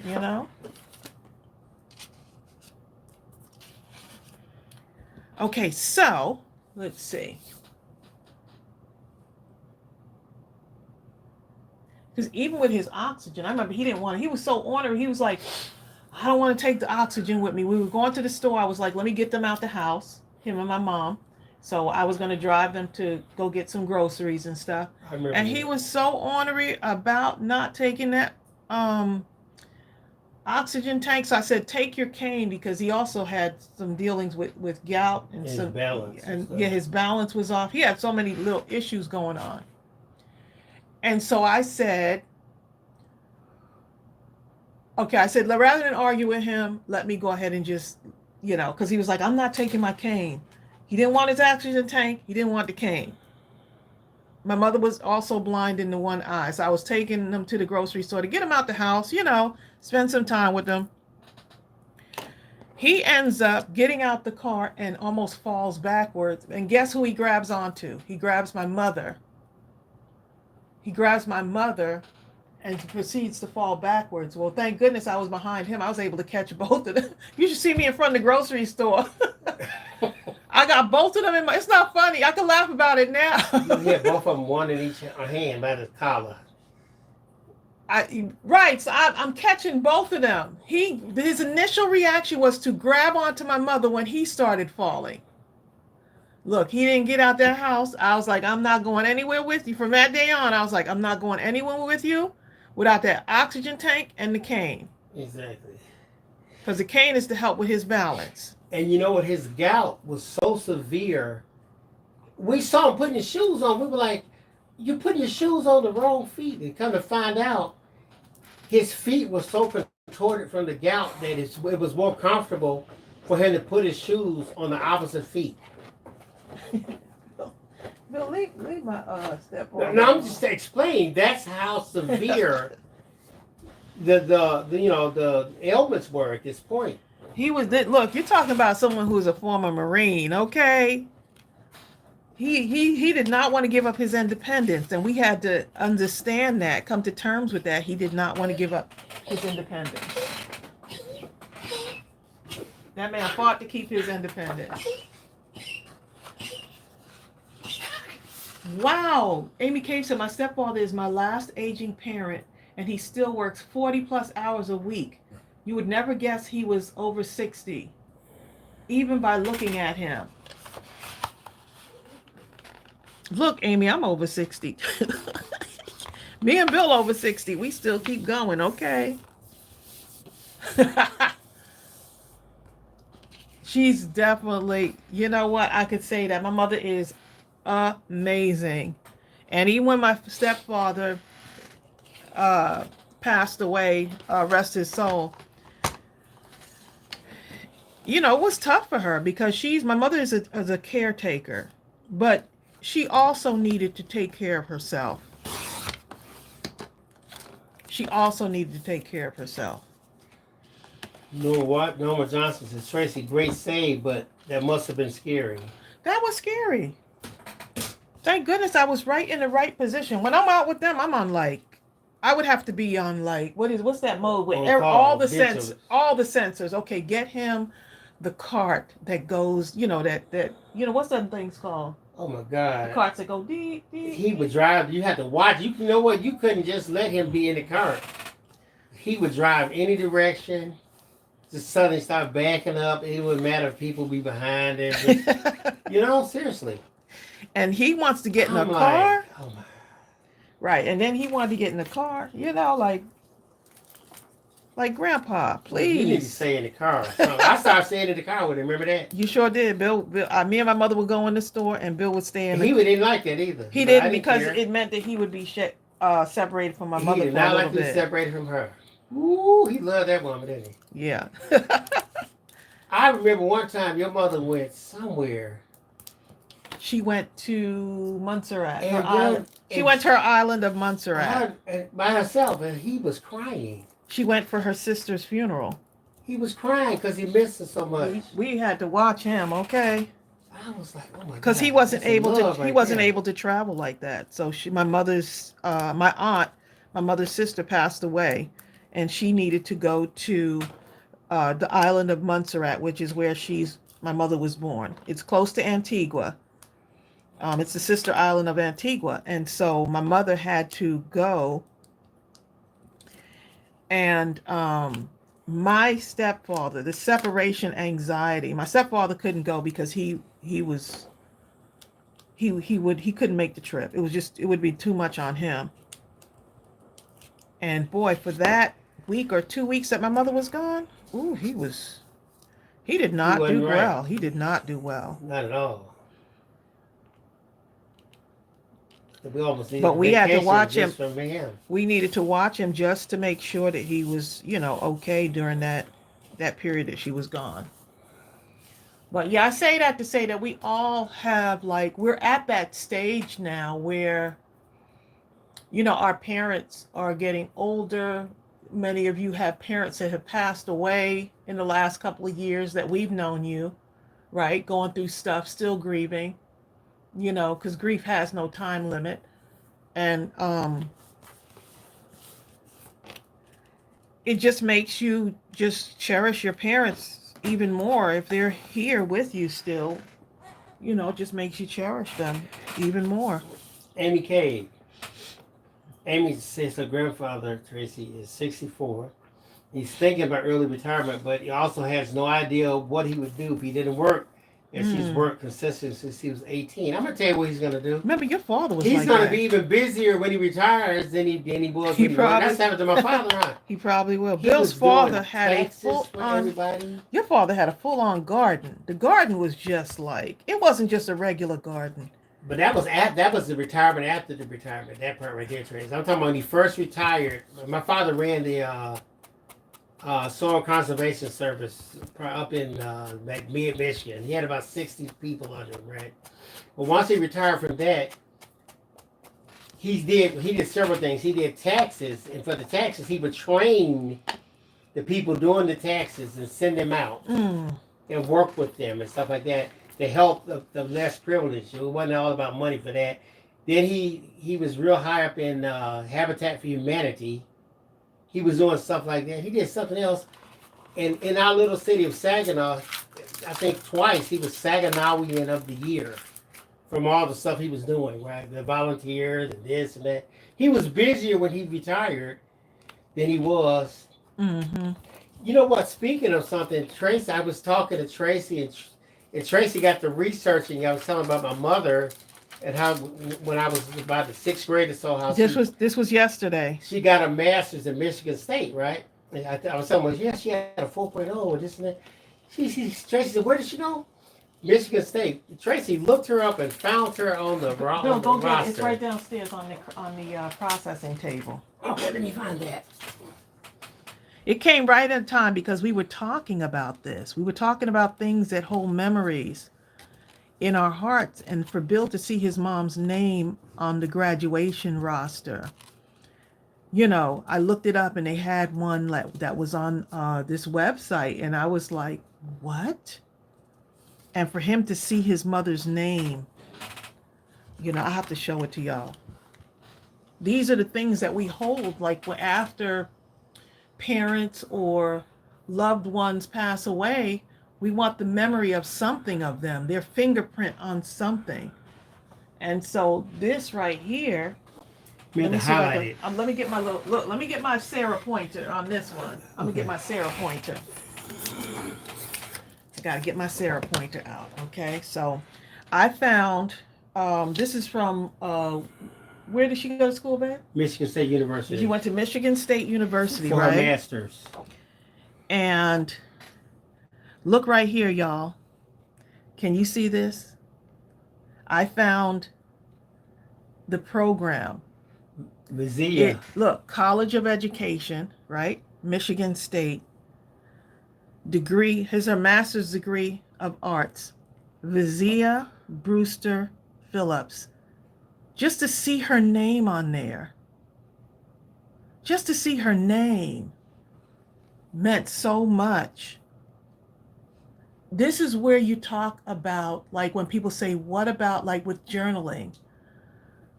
This is the stuff right here that goes like in a journal or a memory book. This kind of stuff right here. So to see Vizia Brewster Phillips, the person that birthed Bill, it's just so wonderful to see that, just all the feels. And for someone that I never met before, you know what I'm saying? Someone that I never met.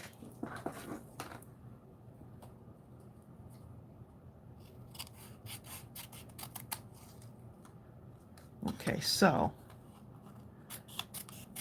just saying, we was talking about that yesterday. M. Sam says, I enjoy ancestry research. Carmen's graphic creation says exactly. Okay, so this right here now can be put in, which one? Oh, the butterfly, right? Spread your wings. And I could take this, because I know some of y'all think, hey, what do I do with the other part of that?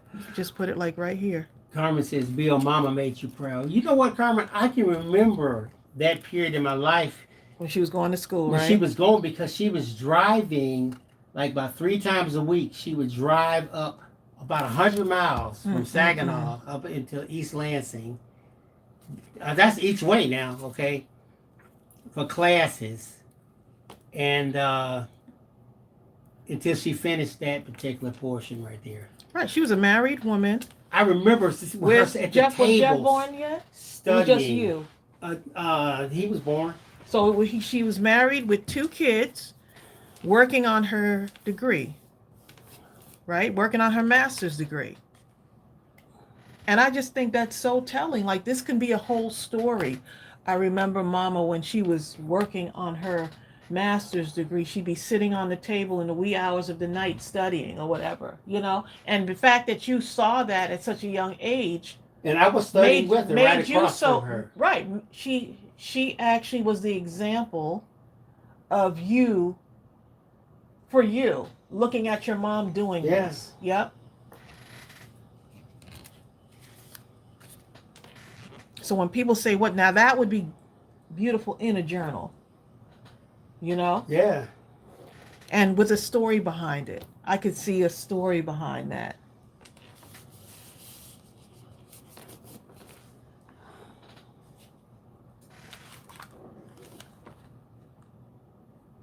Look, collect beautiful moments. These would be good for journaling also. You are enough. Let's see, what do we got here?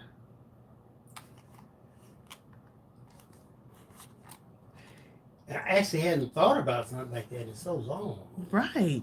Yeah, But you happen to be really be right. honest. And Bill was on the phone with one of his friends, and while I was kind of semi ear hustling, right? I was ear hustling, you know, and once they said that, I was like, oh, wait a minute. Let me go look this up. And sure enough, there she was, okay?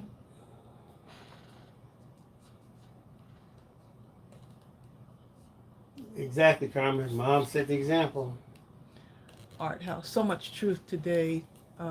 Tracy and Bill, so much truth today, so powerful. Amen.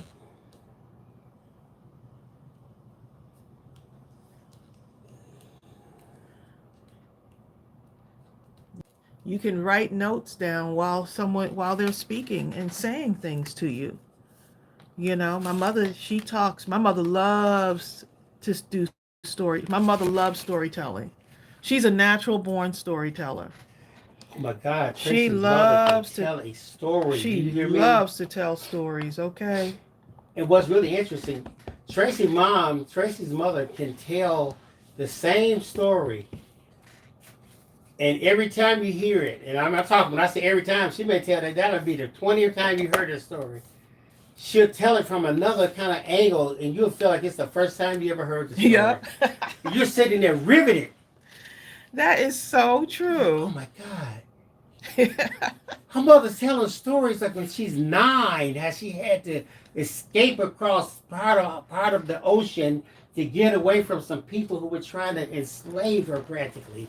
You know, at 9. And you're like, oh my God. Well, yeah, they were gonna send her to work for someone who wasn't very kind. How in the world are you going through something like this? When I'm up here watching Bullwinkle and Bugs Bunny. You know what? That puts it into perspective right there. Yep. Right. I'm watching Bugs Bunny, okay? Right. So when you hear about stories like that, it makes your parent more human. And then you think to yourself, you know what? I got to stand on the shoulders of my mother and make her proud. Because I don't want to add to her. I don't want to add more difficulty or challenges to her life. So guess what? I'm going to do my schoolwork. I'm going to get the good grades. And if I needed help in something, my mother was right there to help. So why not give her the time, right? Why not make sure that everything is in her senior years now? Make sure that everything is okay for her and everything is taken care of for her. Why not, right?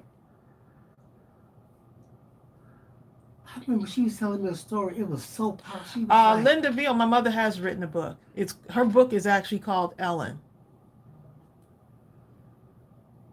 Her book is called Ellen, and it's not like a good story. I have to tell you that I have not read the book because it's just too mentally difficult for me, because I was there for part of her journey, which was difficult. One of my best friends his girlfriend read the book, and it affected her so badly that she was crying so viciously that my friend called me up, and I had to get my mother-in-law on the phone to talk to her, to talk her out of the... To make sure she was okay. Yes. Because she was like, oh my goodness, there's no way your mother survived How did she this. survive all Right. this? Yeah.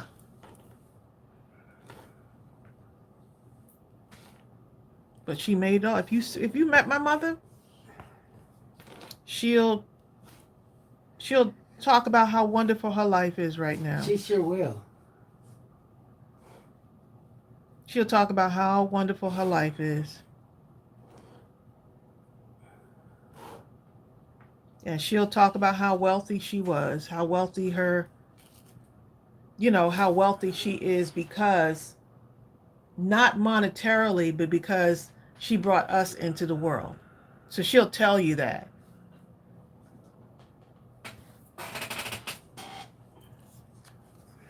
Prayers, the Jar Fancy Is the book Studios. My mother brought out, actually my stepfather brought, as a gift to my mother, I think he brought out all of the copies of the book from the publisher. I believe he did. Mm. Look it up on Amazon just to see. But I believe he bought out all her copies so that she can control the narrative to the copies of her book. So I'll have information on that when I speak to my mother again.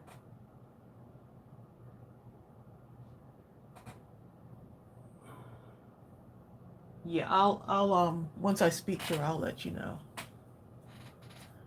Linda, can I purchase Miss Ellen's book? I will have to. It's not on Amazon. No, my stepdad bought out all the copies. He wanted her to control. Control. I'll see if she has any more copies left. Because I remember we had a book party for her and everything. This was years ago. We ended up having a book party for her. Because this was when we lived in New York when she published her book. But I was so proud of my mother. We had a book release party. It was just so radio fun. Down there in the islands, and she was talking about. Yeah, she did go on a radio station in her hometown. Her hometown of Montserrat. She went on the radio station, talked about her book.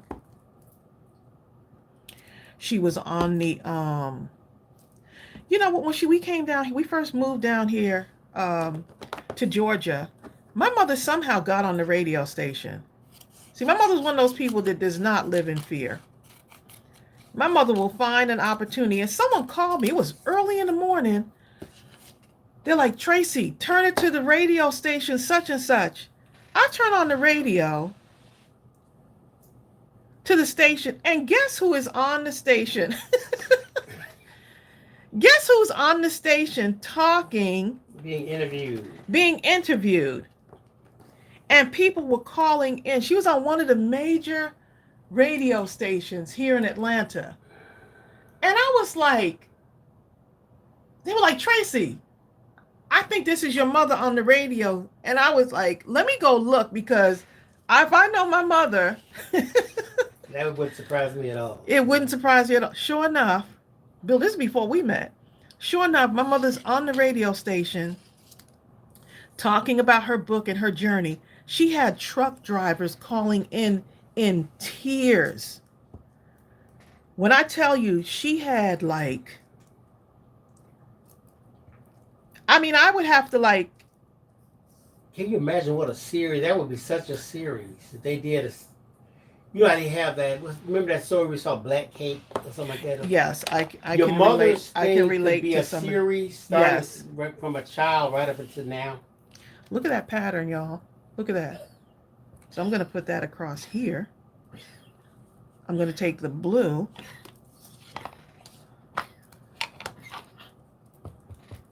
Yeah, so I mean, there's no telling what. I remember being at work one time, and so there's so many different things I can journal about, right?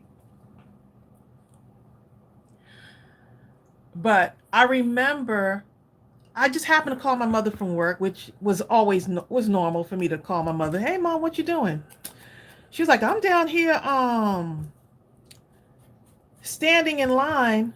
And I'm like, standing in line? She's like, there's so many people down here. I'm like, down where? She's like, I'm in Atlanta trying out for America's, look this up, babe, Google it. America's next great invention. And I'm thinking, America's next great invention? She's like, yeah, it's a new show that's coming up. So, I have my beaded hats that I have created, my own, she actually has her own patent on a beaded hat, right, that she's done. So she's like, I'm trying to get into America's next great invention or something like that. Did you put that in? Yeah. No, just put next great invention without her name on here. Let's see. It was supposed to be this show that was supposed to air. It was Simon. Simon was like was his it's like show. American Idol. TV show. Something like that. America's next great inventor. She's standing in line. So there's hundreds of people, right? So I'm thinking to myself, I said, Mom, why are you down there? She's like, because if I get through, I get to go to California. Right. And each of the 12 semifinalists receives $50,000 to improve their invention. And the winner receives $1 million. I don't know if y'all remember that show, but it was a show that came on. So later on that day, she calls me back. She's like, yeah, I got to see Simon. I'm like, wait a minute. Simon, like Simon Cowell? She said, yeah. She said, me and your brother, we going to California. I said, if that is not...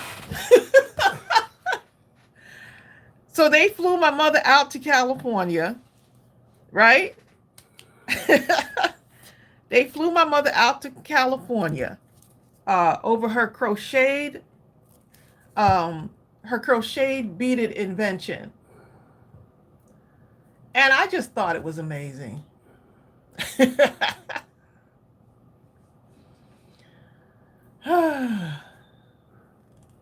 It was hilarious. It was hilarious. But those are just some stories that you hear. One of the stories I remember about my mom doing, like, just living fearlessly, in spite of all the stuff that she's gone through. She doesn't let that fear trap her. Yeah, because if you tell her she can't do something, you don't want to tell my mother she can't do something. Because if you listen to your critics, the average critic would say, that's an invention type show. Your beaded hat, that ain't no invention. She sure enough didn't get through. What you're doing is not even worthy of. You should just go back to your house and just. And when she did that, I believe my mother was in her late 70s when she did that, I believe. So she got to get through. So here's the thing, because my mother will tell you, like, you're not going to be trying to steal my idea. Here's what she didn't like about the show. They said something about her beaded hat invention, right? And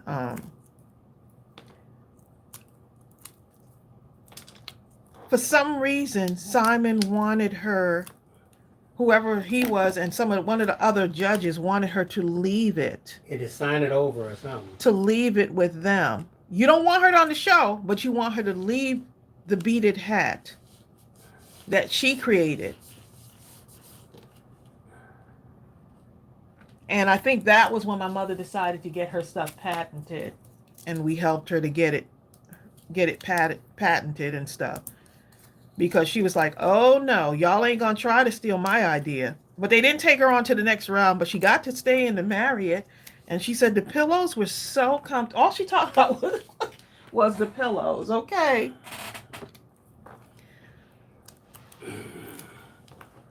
You know what? Y'all are talking about some deep stuff here. Yeah, go ahead. Go ahead, it's babe. hard I want to hear. It's just a lot. It's certainly so much. We'll start at the beginning. The beginning goes way back. But I'm Then just go way saying, back. woo! Okay, I'm starting from back here. Okay, first of all, the Jar Fancy Studios was talking about how she had a lot of loss. She lost her only sister and sibling at 39 to cancer, then her father. It just went on and on, right? Then her mom passed right before Mother's Day. Oh my goodness. And then to top it off, her fiance this past January, 6 days after his birthday, then some close friends and I understand. I actually understand that a lot of loss going on. The Jar Fancy, because I often tell people I had 4 people that passed within a 4-month period for me. It was my grandfather, then my grandmother, then my great grandmother, and then my mother. All within a 4-month span. I thought I was in a night I was walking like I was dreaming. I can't even explain it. It was like being in a state of, I can't even explain it. It's like I was walking through a dream.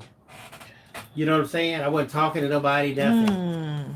So I understand, and then, to have, it's just me. There's no other immediate family. My family is Tracy, and I have a son. I have a son, a daughter, 2 daughters, that sort of thing. But as far as my family that I grew up with, that's gone.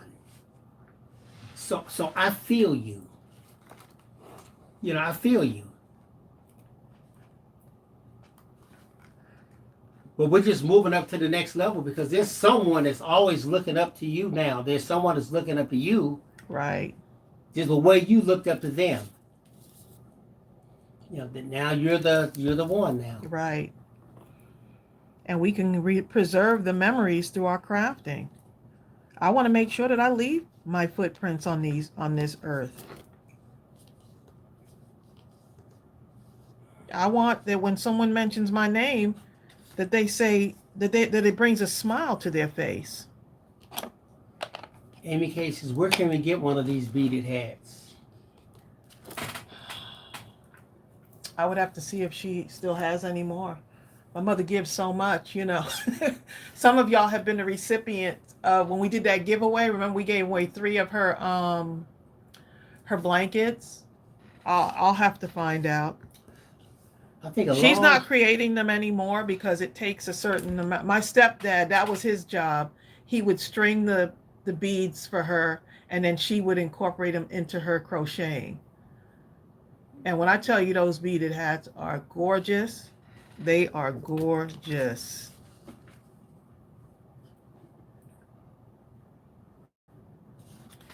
Okay, so that's what we got.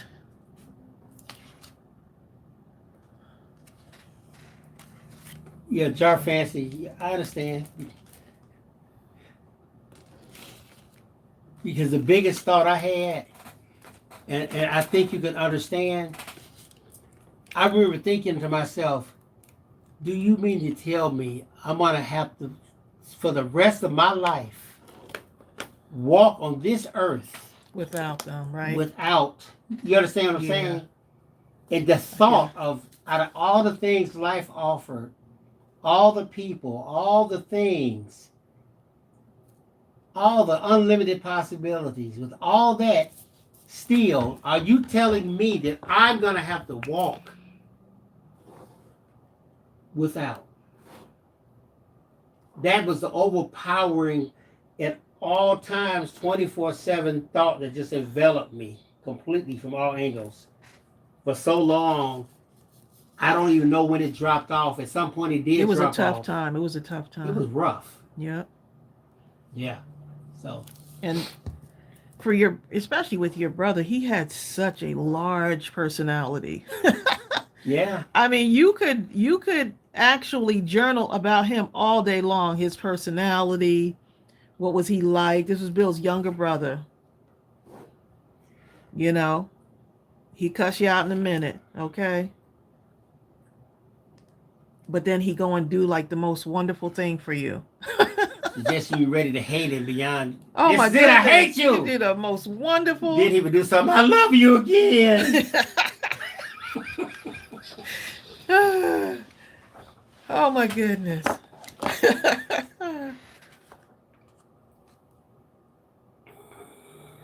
That didn't turn out too bad, did it? You can make your little crafty strips. We're gonna throw this one together real quick, and this will be the last one. But man, what a great conversation today.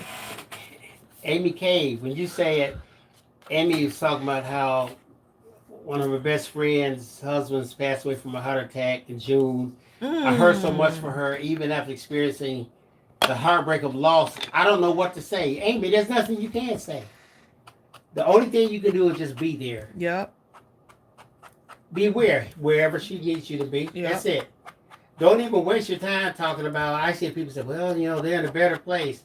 Oh, I know how you feel. But there's nothing you can say. Just be there. Yep. Just don't even pretend to try. That's all you got to do is just be there. When they call, just answer the phone. That's it.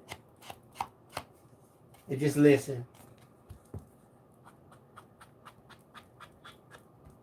That's all you can do.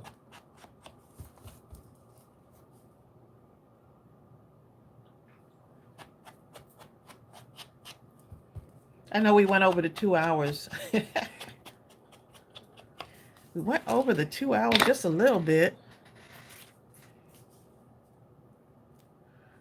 Okay, since I'm not going to do stitching on this, look at this piece right here. That piece is just all over the place.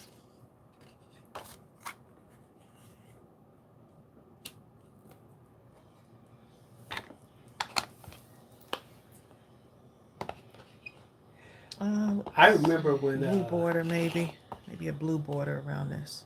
One of my very, very good friends is my brother's god sister. She used to actually babysit me when I was a little kid. She was a counselor, had a master's degree and all type of stuff, right? So she did grief counseling too. But I was talking to her, and this was months after my brother had passed. So now this is the final person in my core family. He's passed. And I remember talking to Faith, and I said, Faith, we were talking about the situation. I said, Faith, I just feel like I'm just waiting or something. I just feel like I'm waiting. I don't understand. I just don't. I was trying to explain it to her. She goes, Billy. I said, what? Billy, listen to me. I said, what? She said, listen to you. She said, I want you to steal everything in you. I want you to listen. Are you listening? I said, yes. She said, are you sure? Are you listening? I said, yes, I'm listening, Faith. She goes, Jeffrey's gone. I said, I know, Faith. No, she said, no, listen to me. That's a tough thing Jeffrey to swallow. is gone. I said, but I know, Faith. She said, Jeffrey is gone. And next thing I know, I just broke out. It's almost like. Did that help, though? That would have been a little bit more. Because it's almost as if when I said I feel like I'm waiting, I don't know. It's almost like I felt like it's your time to live. Any day now, I will wake up from some kind of nightmare. Yeah. And I could call on the phone, or I would get a phone call, or there'll be a ring at the door. Because y'all talked a lot. But after that conversation and the pain that it all entailed, that was a big turning point. That was a turning point right there. Yeah. You see, it's more than crafting. A lot of people, we come on here and everybody's happy and go lucky and all of that, but people are going through some stuff. People are going through some stuff, and a lot of times you don't want to feel lonely in the world. Sometimes this can be lonely and isolating, and sometimes people don't want to hear about it. But a lot of time y'all are just more than crafty friends. Y'all do more than just buy stuff from our store. Y'all are living, feeling human beings, right? Who have gone through loss and still have to go and manage yourself.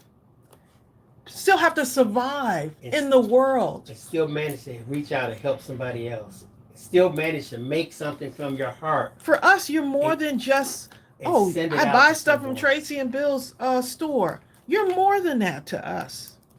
Y'all are human beings who have been, if anything, when I listen to y'all and you say you lost your parent, you know, you lost your mom, I can't even imagine. It makes me want to do even better for my mom while she's still here. You've lost your sister or brother, or, you know, it's more than just us coming on here crafting. There are people that are hurting. And some people are not going to want to talk to you. They're like, oh, that's too personal. Just keep it business. This is business. People are business, okay? People are our business. And if we can share something or even say, I was holding this inside for so long, but I'm glad I feel comfortable enough to share it with Tracy and Bill. I feel comfortable enough. I'm sitting here inside of my house by myself, maybe a pet or two, and I'm going through this. I can't talk to anybody else about it, but I'm going to join Tracy and Bill today because I love how I feel when I'm with them. I love how that I can say, hey, y'all, pray for me. This is a tough day. And without telling anyone, Right. I just finished my third card campaign. My hands have tremors, but I just sent out, I don't know how many cards to someone who, I don't know what they need, but it was placed in my heart to send it. And I was obedient to that call. And you know what? I did it. Yeah. So that gift has been imparted despite, you know, but there have been people Who is our crafty friend who had a stroke on that last campaign? And her husband said that my wife said, oh my God, I remember that. These cards have got to get to Tracy. Who is Who that? was that? Oh my God. I don't know if that person is on here right now. But she told her husband sent us the cards with a note in it and said, my wife, she had a stroke. But she had been making cards for the card campaign. And man, that was powerful. Vicki Jensen remembers that. We were here to witness that. Witness something so incredible that made us motivated to keep going. That made, how many people felt like, you know what? Here she is on her deathbed. She wasn't even thinking about death. The only thing she was thinking is, I have to give. She recovered from her stroke now. With somebody else though, Trace. Oh my God. Remember the husband contacted us. Remember that, Trace? Oh, you're talking about, The I husband know you're talking contacted about, us yeah. and said she wanted this to happen. I had called her and she passed away 2 weeks later. Oh my God, that was so tough. touching. That was tough. And her husband contacted me when she had passed, and he said that she wanted to donate her entire craft room to me, somebody I had never met. Karen said it was a Barbara. It's more than crafting, y'all. I'm telling you, we can sit here and we can say it's crafting has brought us together, but God sends the right people into your life at the right time. You don't have to have a whole lot of people, but he'll send the right people. He'll send the right people at the right time.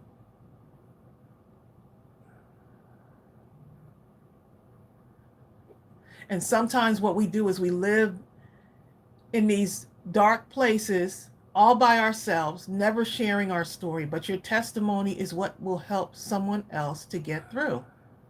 Your testimony.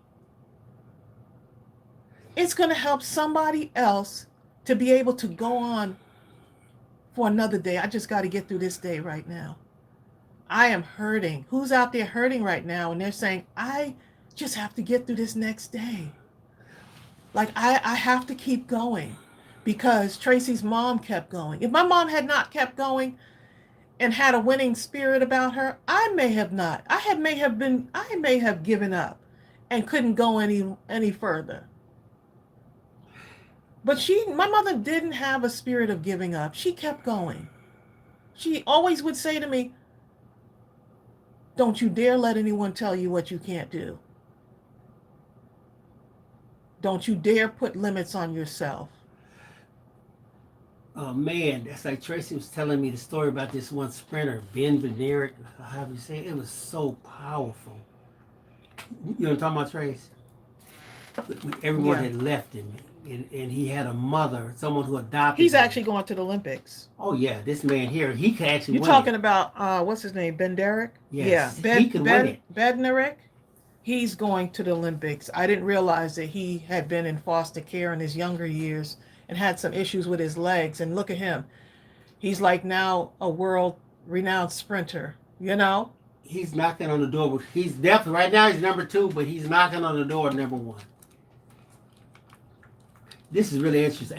Amy Kay says, my fiance says that we talk about stuff that is too personal for people we don't know.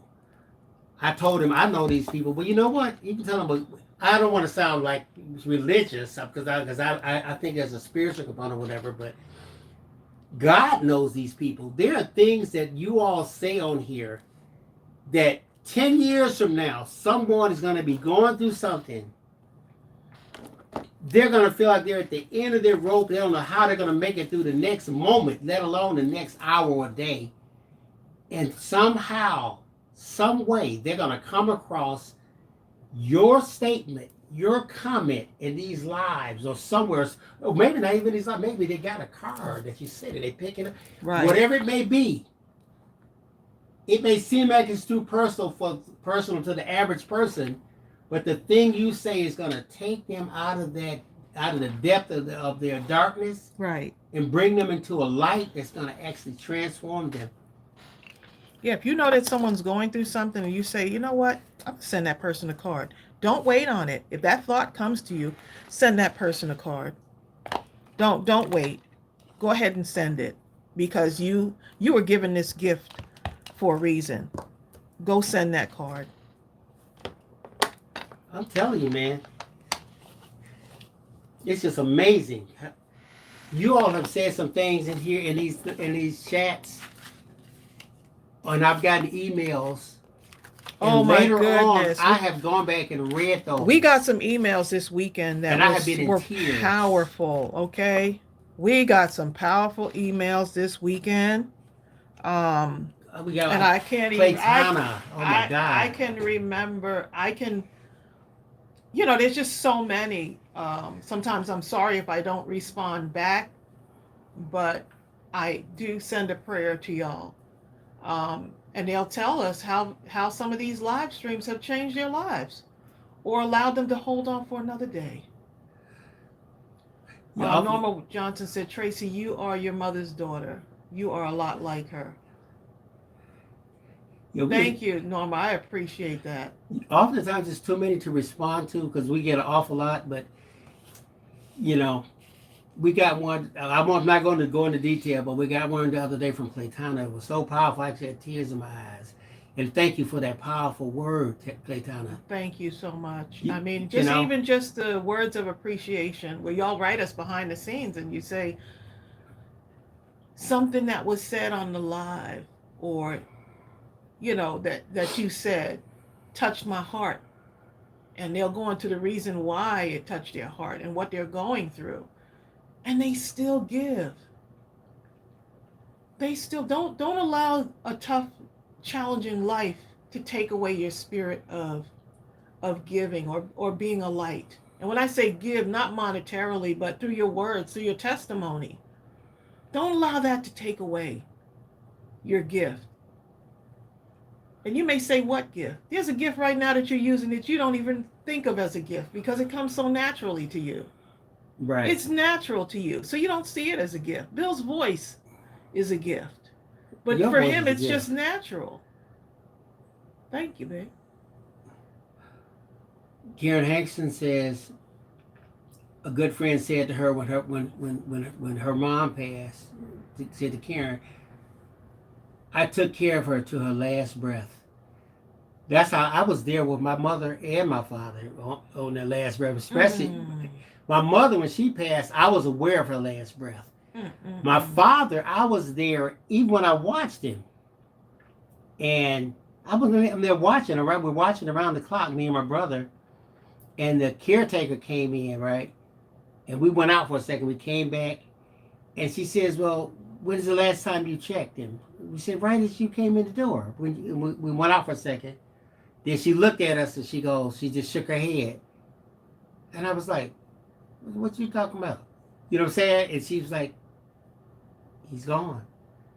You know what I'm saying?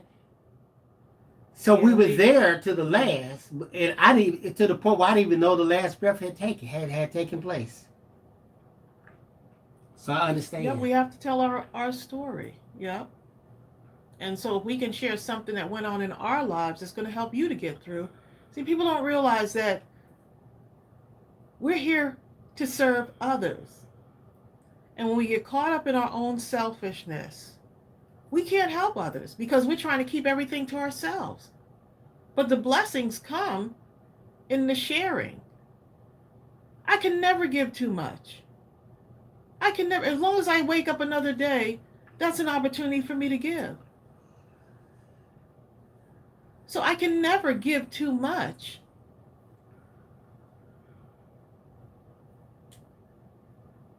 Now let's see how mom passed the same way. Hold up. I think I've told the story before, but when my mother passed, my brother and I were on each side of her. Both of us had a hand. And her eyes, she had a jaundice. They were so weak that she had lost control of her eyes. They were going in different directions, like the muscles. I can't explain it, but the bottom line is this. She didn't even have enough strength to squeeze our hands. She was just kind of, her hands just kind of lazily laying on our hands, right? But you had the strength to hold your mom's hand. Mm-hmm. Hold up. And all of a sudden, she looks up. And at the same time that she looks up, she goes, ah. And then she squoze both my hand and my brother's hand with such a strength. I was like, oh my God, it was almost hurting. And then she was looking in amazement. She goes, ah. And all of a sudden, the arms that she could barely lift up at all from the bed, she reaches up with both her arms from the bed stretched out. She had tears coming out both her eyes, out her face. And she reached up with tears in her eyes. And then she let her arms down. And then that was it. And I always said, I know she was looking at either the Lord or family members or something. And you would think that would be like a sad situation for me, but it wasn't. Welcome. Your mom had a lot of, I've never met Bill's mom, but I feel like I know her because of the stories. Not only the stories that Bill tells, but the stories that his friends tell about his mom.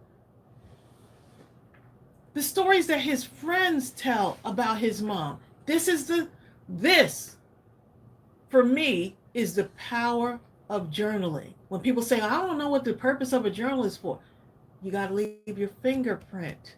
Your footprint needs to be left here in the world so that others can read it. Your testimony needs to be shared so others can be inspired by your testimony. See you, Serafina. We will never get, right? And this is why right now the world is so messed up. Because we're so caught up in our selfishness. I got to get this. If I share this, that person not going to, they're going to take away from me. I got to hold on to it. No, you don't. Hold on to what? Whatever you have is by the grace of God. It belongs to him anyway. It belongs to him. And he gave it to you so you can share and bless others. And so he can give you more. You're holding on to what? You're holding on to such and such so someone else cannot succeed? At least in your mind, you think that's the reason. You may be the link that they need, that God placed you in a certain place, and then you're wondering why you're not being blessed. You're holding on to something. You're meant to wake up every day and bless someone else. Do something that most people won't do. This is the thing that most people should do, but most people won't do. So when people say, Tracy, you're giving away too much, in your eyes, but in my eyes, I'm just getting started. I'm just getting started. Because when I leave here, I don't want people to say Tracy was just a stingy old person that just kept everything to herself.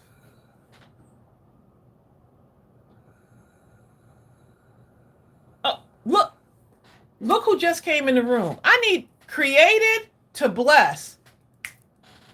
That's the perfect. She said, amen. She said, just jumped on this incredible message. With the right name. With the right name. If that's not a message for you right now, created to bless. Who are you? Why were you created? To bless others, to inspire others. You have the day you were born until the day you die. Her name was we're the still message. over here in the dash mark, okay? We don't have an end date right now. We're still blessing others. We were created to bless. So as long as you wake up, you can bless someone. Thank you, Zell. Created to bless. You came in at the right time. We were just talking about this message, and that's confirmation right there. That is confirmation right there. Says glad to be of help. Zell Storm says, I made sure I got to put this live on, even if it was in the background. It just boggles my mind when people succeed at a thing and then they keep everything to themselves. When I say a prayer, I'm praying for increase. Of course, to help support my family, but I'm praying for increase because if I have more, I can bless others. Lord, give me a bigger platform so that I can bless others.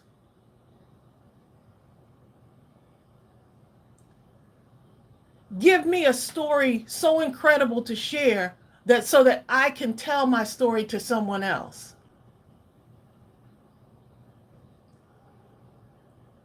We're not brought here by accident. You don't come to a crafting group, Mindless Crafting, by accident, and then you create close to 18,000 cards for the troops.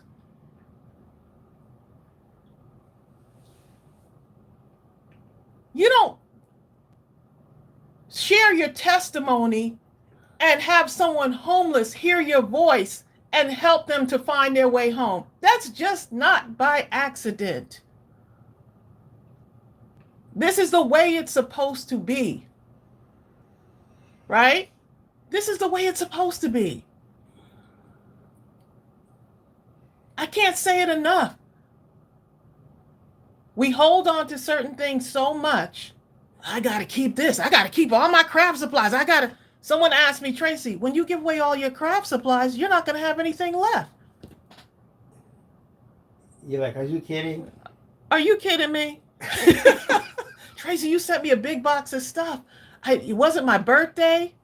It wasn't any special occasion. I'm doing the thing that most people won't do. I'm doing the thing. You ship stuff all the way abroad? That's expensive.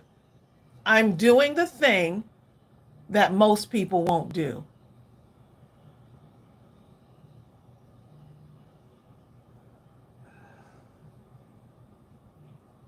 Child, that lady over there, she looked like she's struggling. Let me go ahead and go home to my air-conditioned home. You went and fed a homeless person? Why would you do that? They just gonna take they just sitting out there being lazy. That's not for me to judge. I see a human being that's hungry, and I need to feed them.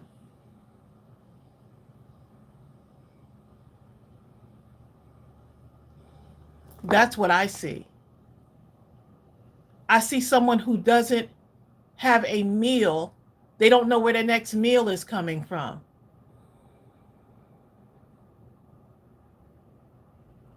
They don't know where their next meal is coming from.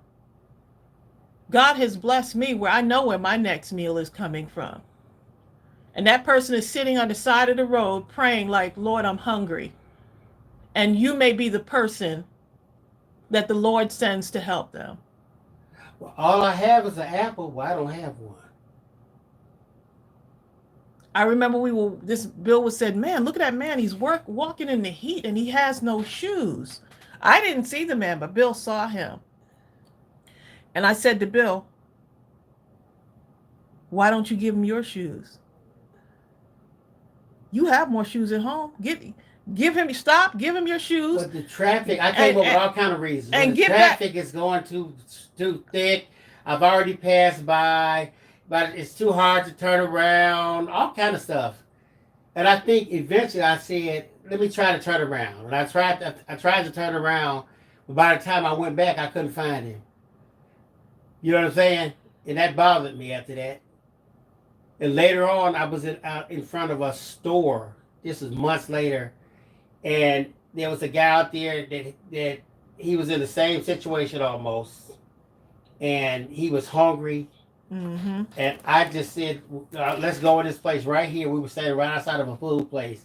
I said, what do you want? And he said, well, all I want is the sandwich. Okay, I said, get him, what's the biggest one you guys said? Give me the biggest thing right there. That, what do you want to drink? Just give me a little drink. Give me the biggest drink. And then when we came out, that's when I gave this guy my tennis shoes because his tennis shoes were messed up. And I drove home with my socks because I did have a bunch of shoes. Because I said, I'm not going to let this opportunity pass by like I did that last one. Yep. I'm just not going to let this pass. You know, I just couldn't. That thing bothers me even now when I think about it. I could have stopped. I saw him in plenty of time and I didn't stop. But you stopped now. Yep. We never know when we are entertaining angels, right? Yep. It really bothered me. Yeah. Giving gives me joy. Me too, Natalie. She said she's putting together some boxes of supplies this weekend, some brand new, and we'll just send out to people. I love it. I'm not meant to hold on to all of this stuff. I'm not. It's just stuff. I'm not meant to hold on to all of this.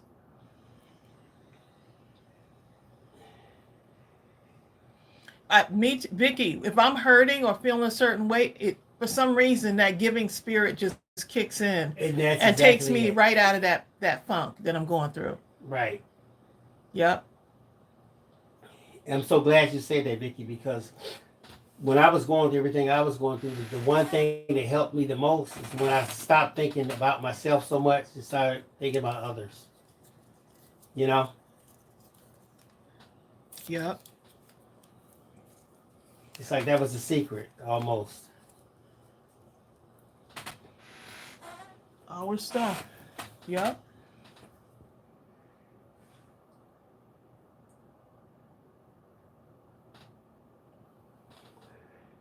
Now, this has been a very good one. Y'all have said, anyone that I may not have mentioned your comments or this sort of thing, I apologize. Please forgive me. It's just that we were so caught up in it, and in all honesty, I forgot to keep looking at the screen, you know? So. Yep. But thank y'all for today, you know? What a blessing. I said some things that reminded me of some stuff. You know, it's really amazing. You know? You ever had people come to your house or call you up and say, I'm from the so-and-so foundation, Salvation Army, whoever it may be. Do you have anything you can give away? And you say, yeah, I have something. And you go through your closets and you'll get seemingly everything that you could possibly find that you don't think you could use. And you'll give it to them. A few months later, they'll come back and say, hey, we're from the so-and-so foundation. Do you have anything you can get? And I'll be doggone if you don't go back in there and find something else. Yeah. Over and over and over. I'm like, why didn't I find this the first time? I don't know. We have so much stuff and we hold on to so much, you know. Oh, this card is too beautiful to share. So you end up keeping it to yourself. Oh, Gene Johnson said, when I lived in Jersey, I had come home from church and the lady was asking for some money to buy diapers. And I asked her to wait so I can change my shoes and I would take her to the store and buy the diapers. Ain't that something right there? People don't even think about stuff like that. Yeah. I just wonder if I had a Mercedes instead of a so-and-so, I'd be happy if I just had some diapers for my child. Exactly. Okay? Not a bunch of them, just enough to make it through the day. We're focusing on the wrong things, y'all. I could just had a bottle of water. Just not a whole case, just a Yeah. a bottle. We're focusing on the wrong of water. things. Even a half bottle. You have maybe half a bottle of water. I don't care if you drink out of it. Do you have half a bottle of water? Because I don't have none.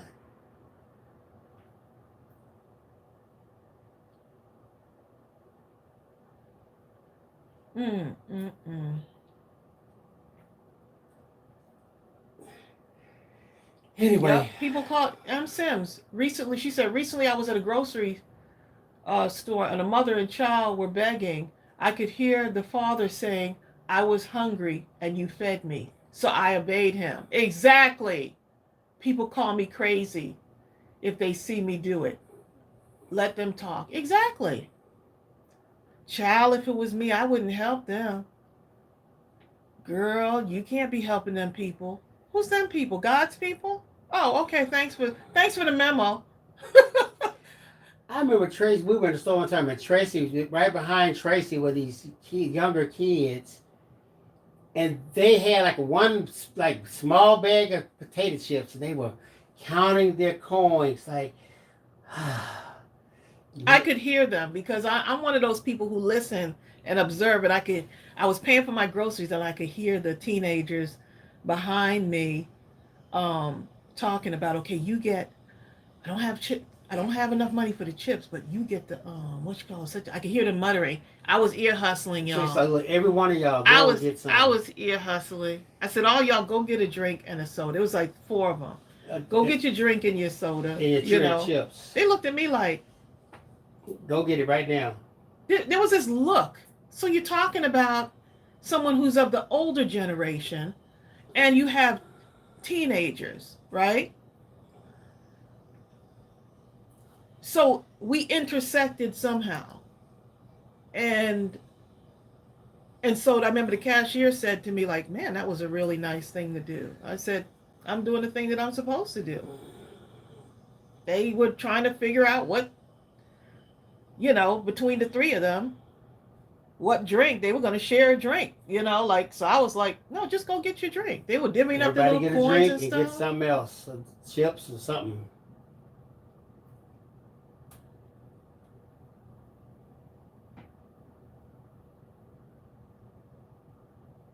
Oh man, this is going to be deep. Carmen's Graphic Creations is saying, I had an experience when I was a first-time mom to grab a half a gallon of milk and give it to the neighbor. And when I was about to open the door, she was out my door crying because she had no milk for her kids. Look at how that came together. Oh my goodness. Oh my goodness. You just never know. See, you were being obedient, right, to that voice that we all hear, and you didn't even know that the need existed. You just felt like, let me get this milk. The lady next door, she probably could.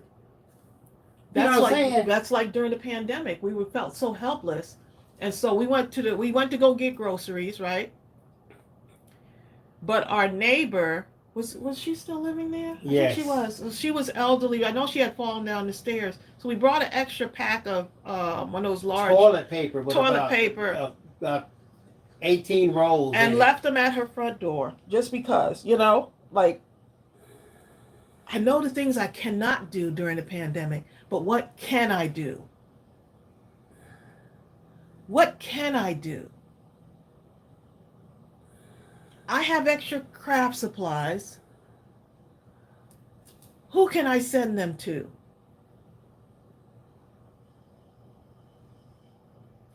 There's a cashier at the grocery store, just as sweet as can be. Remember? And for some reason, something said, ask her for her Cash App. She was a young woman, so I knew she had Cash App. And she began to tell us her story. I said, she just had the sweetest demeanor. And something said, give her something. I don't know if there was a rule at Walmart where you can't give them Cash App. I was like, what's your Cash App? And we sent her something while we were ringing up our groceries in the line. We sent her something just because. Hold up. Created blessed. Look at this. I got to read this. Created blessed says, we give and then God turns around and returns tenfold. Now check this out. I think I've told you all this story before, but a lot of you haven't heard it. Tracy, we had a friend, but it's really Tracy's friend. She needed gas for her car. Oh yeah, I remember and that. And she called and said, do you think you can... I don't have enough gas. You think to get to work? Get me $5 worth of gas to get to work, and I promise I will pay you on Friday. It was Monday. And well, no, she didn't even ask me. It was Monday. Bill, here's the thing. She didn't ask.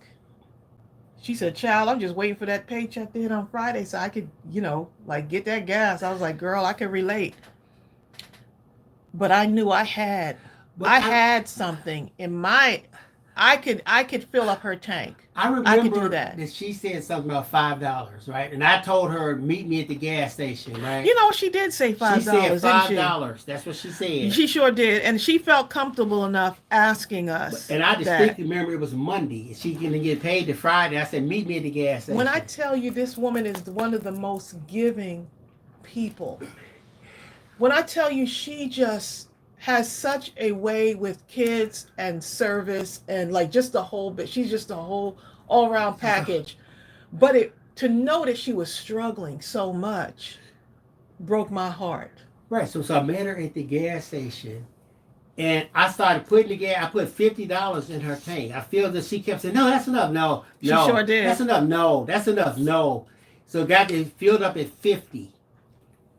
And she said, well, I'll pay you. I said, don't even worry about it. Don't even do that. I said, no. This is a gift. Don't even worry about that. Do y'all know? And my father had passed about 18 months in the past, right? The next day, I go to the mailbox, and in the mailbox is a check for $500. Oh, yeah, I remember that. Something that I didn't even fill out no paperwork. That your father had, yeah. I don't know how they found me because I had moved, okay? There's no way. I'm like, wait a minute. Now, that's not the tenfold principle in action. I don't know what is, Somebody needed to hear this. And when I did the $50, it ain't like I really had a lot. I had $50, but me giving her that $50 that particular time, I had just enough. If I really was tight, I could make it through the week until we got paid. You know what I'm saying? Yeah, because we were struggling still at that time. We were, we still had,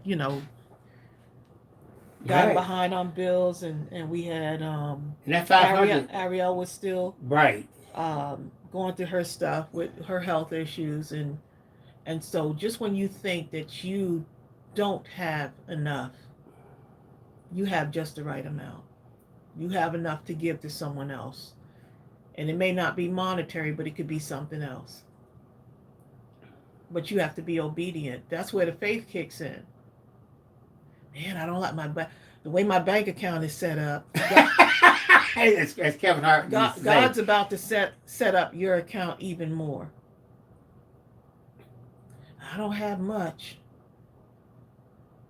But you have enough. You still have enough to give, and to bless someone else. And in return, you will be blessed. This is where faith kicks in.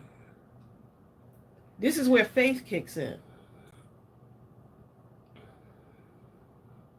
It doesn't matter what it looks like. And like I always tell you, no matter what it looks like, today, tomorrow, the next day, God is already there, ordering your steps. But you have to have enough faith for him to allow him to order your steps. Lord, my bank account low, and I know this lady needs something, but I don't know if I could do it. Faith. She might be on her own today. What is your faith telling you? That God is going to restore it. Connie Titus says, I have a craft question. What would you use to glue plastic beads on a curve? Plastic beads? Our glitter glue.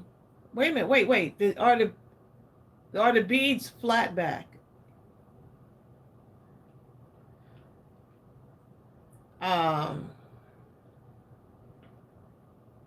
If they're a flat back gem, it's much easier to get them Oh, on she there. says no. Oh, they're not. You'd have to probably use a glue gun then. You'd have to use much stronger glue than I would think than art glitter. Art glitter has come through though in a pinch.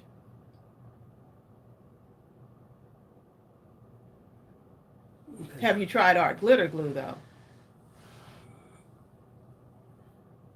Y'all, this was fun. We could stay on here all afternoon, but we gotta get ready to Victoria Hubbard. we gotta get on off of here. I gotta read this one. Hey Victoria. Victoria Hubbard says, I've been listening to your conversation. There was a hymn we used to sing in church. I remember a line that said, the more you give, the more he gives to you. So true. That is true. Barbara Bubba says, I was approached at a store parking lot, offered to take the woman to the store and get her something to eat. But she didn't want that. She wanted me to take her to a Mexican restaurant. What? Yeah. You have the gift of discernment, okay? And you know when people are trying to pull the wool over your eyes, okay? Wait, I can't even get Mexican You ain't food really today, hungry. okay? Take me over to the Red Lobster, okay? You know what? I'm so hungry. Could you take me over here to... Exactly, the Red Lobster. Can you take me to Chops? Oh, you're so welcome. We won't be on, but we'll be on an hour on Thursday. So, yeah. Exactly, Sonia Creel. You can't beat God's giving no matter how hard you try. Exactly.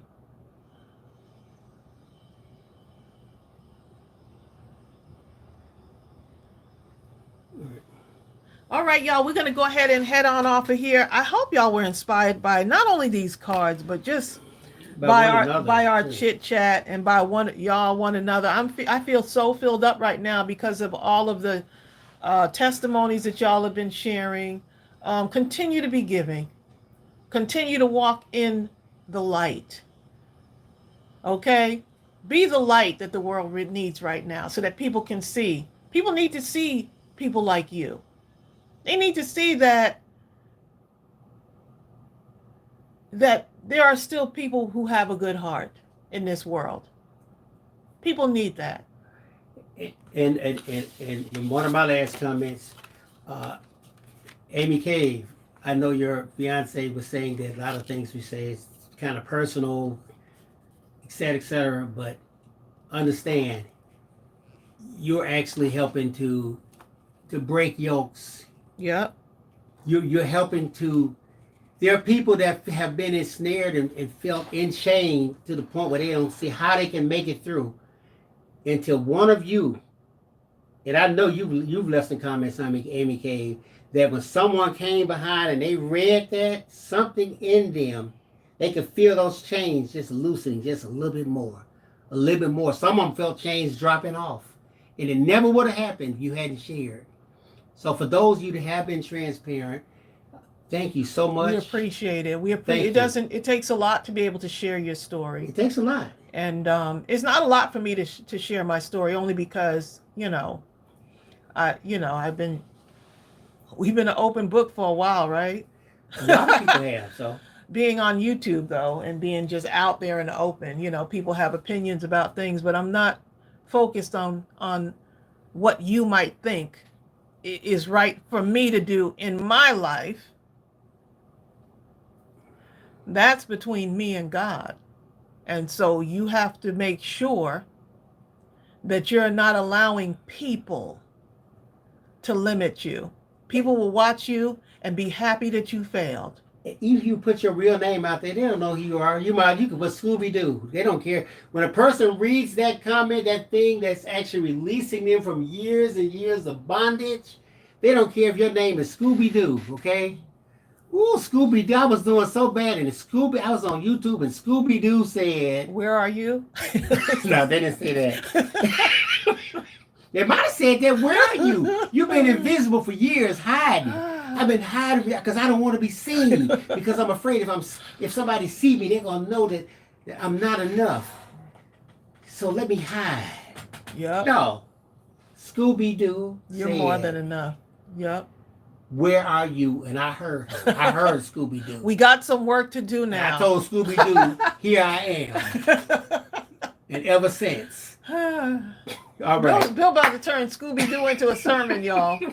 He about to, because he's like, Scooby-Doo, where are you? Here I am. Okay? We got some work to do now. Okay.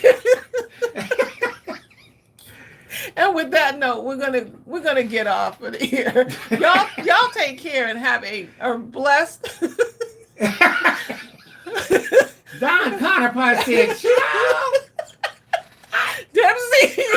I stayed on too long. It was going good. Then they got to talk about Scooby-Doo. Dempsey said life lessons with Scooby-Doo. Okay. The Scooby-Doo sermon. Okay. Y'all take care and have a wonderful, blessed afternoon. Bye. Oh my goodness. Yo, I can't with y'all, okay? Oh my goodness. I'm having a hard time logging off. I'm cracking up.